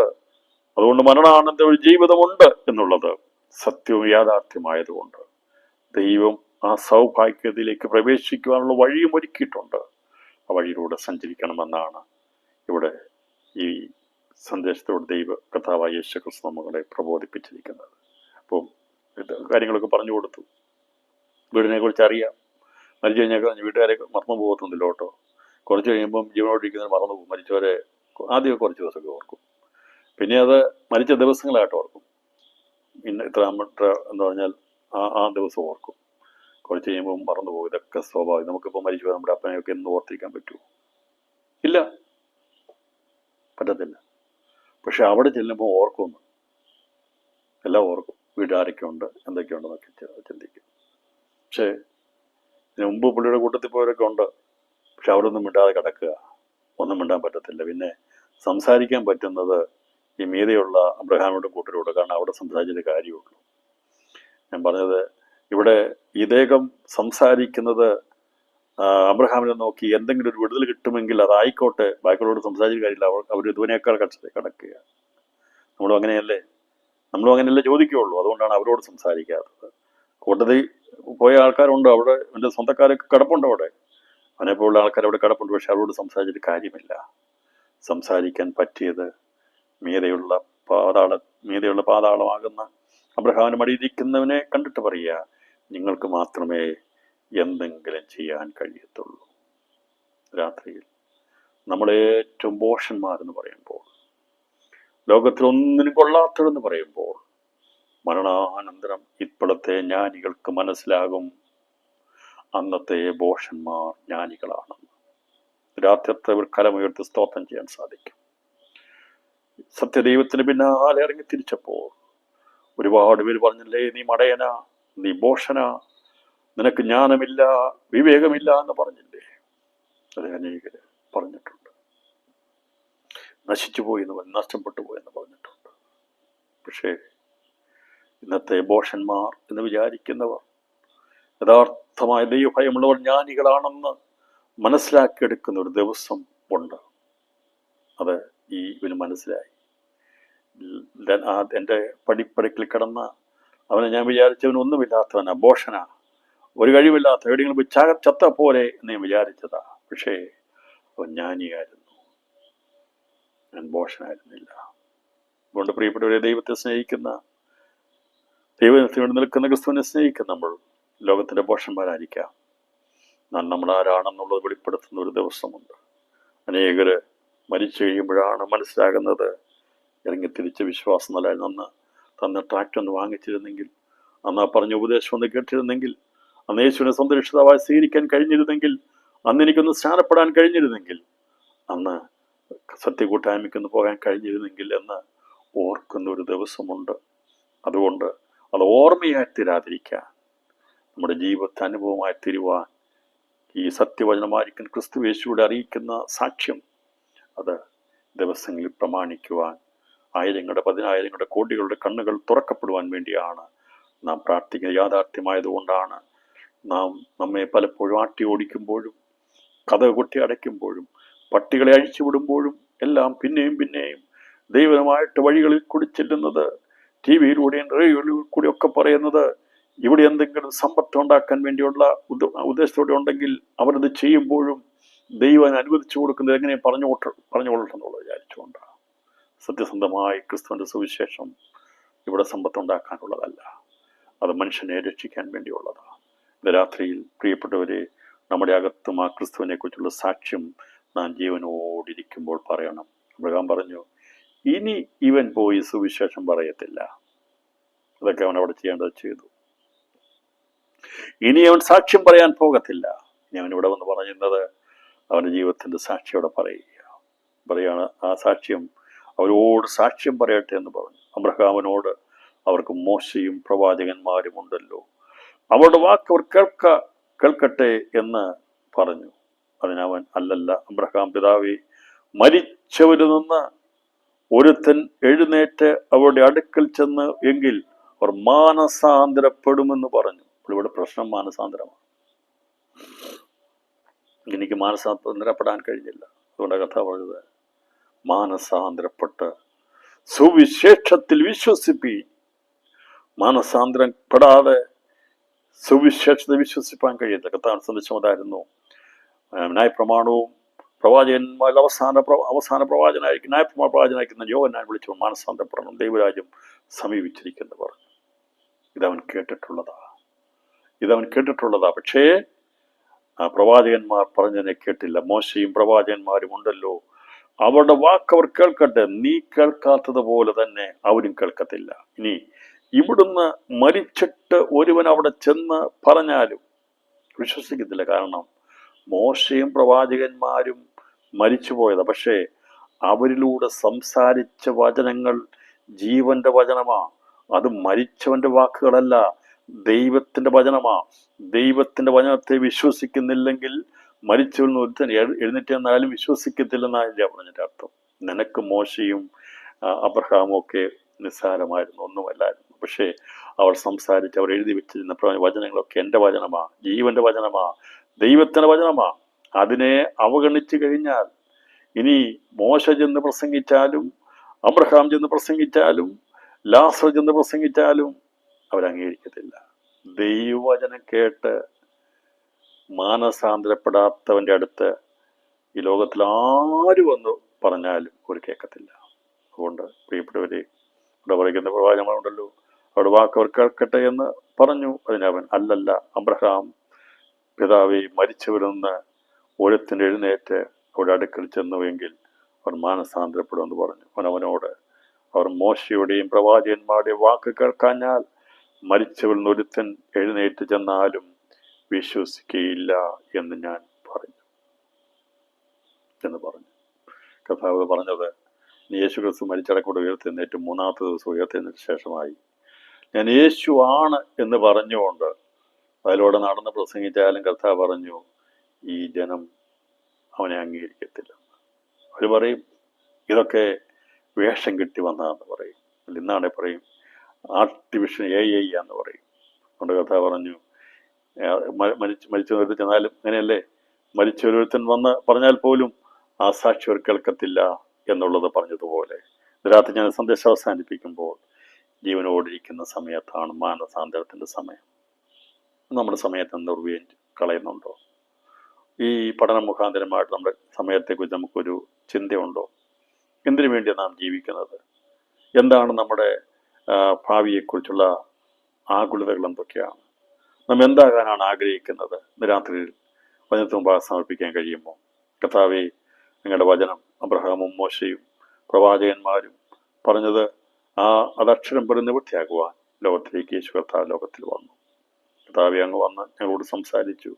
നിങ്ങളുടെ വചനം ഞങ്ങളുടെ ദാസന്മാരിലൂടെ കാലാകാലങ്ങളായി ഞങ്ങൾക്ക് തലമുറകളായി അത് അറിയിച്ചു തരുന്നുണ്ട്. പരിശുദ്ധാത്മാവ് സന്ദേശം അറിയിച്ചുകൊണ്ടിരിക്കുമ്പോൾ കൃപയാൽ ഞങ്ങൾക്കതിൻ്റെ ആ വചനത്തിൻ്റെ കുറച്ചെങ്കിലും മനസ്സിലാക്കിയെടുക്കുവാൻ കൃപ തോന്നിയതിനായി നന്ദി പറയാം. കൂടുതലായി നമുക്ക് മനസ്സിലാകാൻ ദൈവത്തോട് പറയാം. കർത്താവെ, എൻ്റെ നാള് വൃതാവായി പോകാൻ നാളുകൾ എണ്ണി ജീവിച്ച് കർത്താവിന് വേണ്ടി പ്രയോജനപ്പെടുവാൻ എന്നെ സഹായിക്കണമേ എന്നുള്ള വലിയൊരാഗ്രഹത്തോടെ നമുക്ക് ദിവസം ഏൽപ്പിക്കാം. അതേ മോശയും പ്രവാചകന്മാരും പറഞ്ഞ ദൈവവചനമായിരുന്നു. യേശു കർത്താവ് പറഞ്ഞു, യേശുവിനെ കുറിച്ച് ആ സാക്ഷ്യം പറഞ്ഞത്. അപ്പോൾ അവിടെ പറഞ്ഞു, യേശു പറയുകയാണ്, ഞാനിവിടെ വന്നിട്ട് സംസാരിച്ചിട്ടും അവർ പറഞ്ഞ ആ മോശയും പ്രവാചകന്മാരും എന്നെക്കുറിച്ച് സാക്ഷ്യം പറഞ്ഞിരിക്കുന്ന ആ സാക്ഷ്യം അവർക്ക് മനസ്സിലാക്കാൻ സാധിക്കാതെ പോയെങ്കിൽ മരിച്ചിട്ട് ഉയർത്തെഴുന്നേറ്റ് യേശു ചെന്നാലും അവർ വിശ്വസിക്കത്തില്ല. കാരണം അവരുടെ ഹൃദയം കഠിനപ്പെട്ടതാണ്. ഇന്ന് രാത്രിയിൽ പാരമ്പര്യത്തിൻ്റെ വഞ്ചനയിൽപ്പെട്ടുപോയി ഏതെങ്കിലും വിഷയത്തിൽ കഠിനപ്പെട്ട ആരെങ്കിലും സന്ദേശം കേൾക്കുന്നുണ്ടെങ്കിൽ രാത്രി ഞാൻ ഒരിക്കൽ കൂടി ആത്മാവിൽ അവരോട് സംസാരിക്കുന്നത്, ക്രിസ്തുവിൻ്റെ സമാധാന സന്ദേശം നമ്മുടെ പാപങ്ങളെ വിടിവിക്കുന്നവനാണ്. അതേ, പാപം ചെയ്യുന്ന ദേഹി മരിച്ചു പോകും. എല്ലാ മനുഷ്യർക്കും മരണമുണ്ട്. എന്നാൽ ദേഹി മരിച്ചു കഴിഞ്ഞാൽ, നമ്മുടെ അകത്തെ ദേഹി മരിച്ചു കഴിഞ്ഞാൽ, അകത്തെ മനുഷ്യൻ മരിച്ചു കഴിഞ്ഞാൽ നിർജീവമായിരിക്കും. നീ ചെന്നെത്തുന്നത് മരണമായിരിക്കുന്ന ദേഹിയുമായിട്ട് നിത്യ ദണ്ഡനത്തിലേക്കായിരിക്കും. അത് കൂടിക്കൂടി വരികയുള്ളൂ. നിത്യ നരകാഗ്നിയിലേക്കാണ് പോകുന്നത്. എന്നാൽ ദൈവകൃപയിൽ ആശ്രയിച്ച് ഈ ലോകത്തുനിന്നും മാറ്റപ്പെട്ടാൽ നാം എത്തിച്ചേർന്ന പരദീസയുടെ ഇമ്പങ്ങളിലേക്കായിരിക്കും. അവിടെ നമുക്ക് കർത്താവിന്റെ കൂടെ സ്വർഗാസുഖത്തിലേക്ക് പ്രവേശിക്കാനൊക്കെയുള്ള വലിയ ഭാഗ്യമുണ്ട്. അതുകൊണ്ട് വരും കാലത്തേക്ക് നല്ലൊരു അടിസ്ഥാനം വിട്ടവർക്കായി ഞാൻ ദൈവത്തിന് സ്തോത്രം ചെയ്യുന്നു. ഭാവി കാലത്തിന് വേണ്ടി നല്ലൊരു അടിസ്ഥാനം വിട്ട ഇവിടുത്തെ താൽക്കാലികതകളെല്ലാം വെടിഞ്ഞ് വരും കാലത്തേക്ക് നല്ല അടിസ്ഥാനം വിടുവാൻ, വചനത്തിന്റെ അടിസ്ഥാനത്തിൽ ക്രിസ്തുവിൽ പണിയപ്പെടുവാൻ ഭാഗ്യം ലഭിച്ചവർ ഇന്ന് രാത്രി സന്തോഷത്തോടെ പഠന കർത്താവെ, ഞങ്ങൾ അടിസ്ഥാനം വിട്ടെടുത്ത് കിടക്കാത്ത ദിവസങ്ങളിൽ അത് ഞങ്ങളുടെ ക്രിസ്തു വളരുവാൻ, പണിയപ്പെടുവാൻ, തികവിലേക്ക് എത്തുവാൻ എന്നെയും എൻ്റെ പ്രിയപ്പെട്ടവരെ സഹായിക്കണമേ. ഈ ദിവസങ്ങളിൽ ശ്വാസം വിടുന്നതിന് മുമ്പായി, യേശു വരുന്നതിന് മുമ്പായി നമുക്ക് ഒരുക്കപ്പെടേണ്ട പോലെ ഒരുക്കപ്പെടുവാൻ ദൈവാത്മാവ് നമുക്ക് കൃപ ചെയ്യട്ടെ. നമ്മുടെ ജീവിതം നഷ്ടമല്ല, അത് ക്രിസ്തുവിൽ ലാഭമാക്കി തീർക്കുവാൻ പരിശുദ്ധാത്മാവ് തുണ നൽകട്ടെ എന്നുള്ള സന്ദേശം കൈമാറിക്കൊണ്ട് ഞാൻ ഇന്നത്തെ വചനത്തിന് വിരാമം കുറിക്കുന്നു. ദൈവമായ കർത്താവ് നമ്മെ ഏവരെയും ധാരാളമായി അനുഗ്രഹിക്കുമാറാകട്ടെ.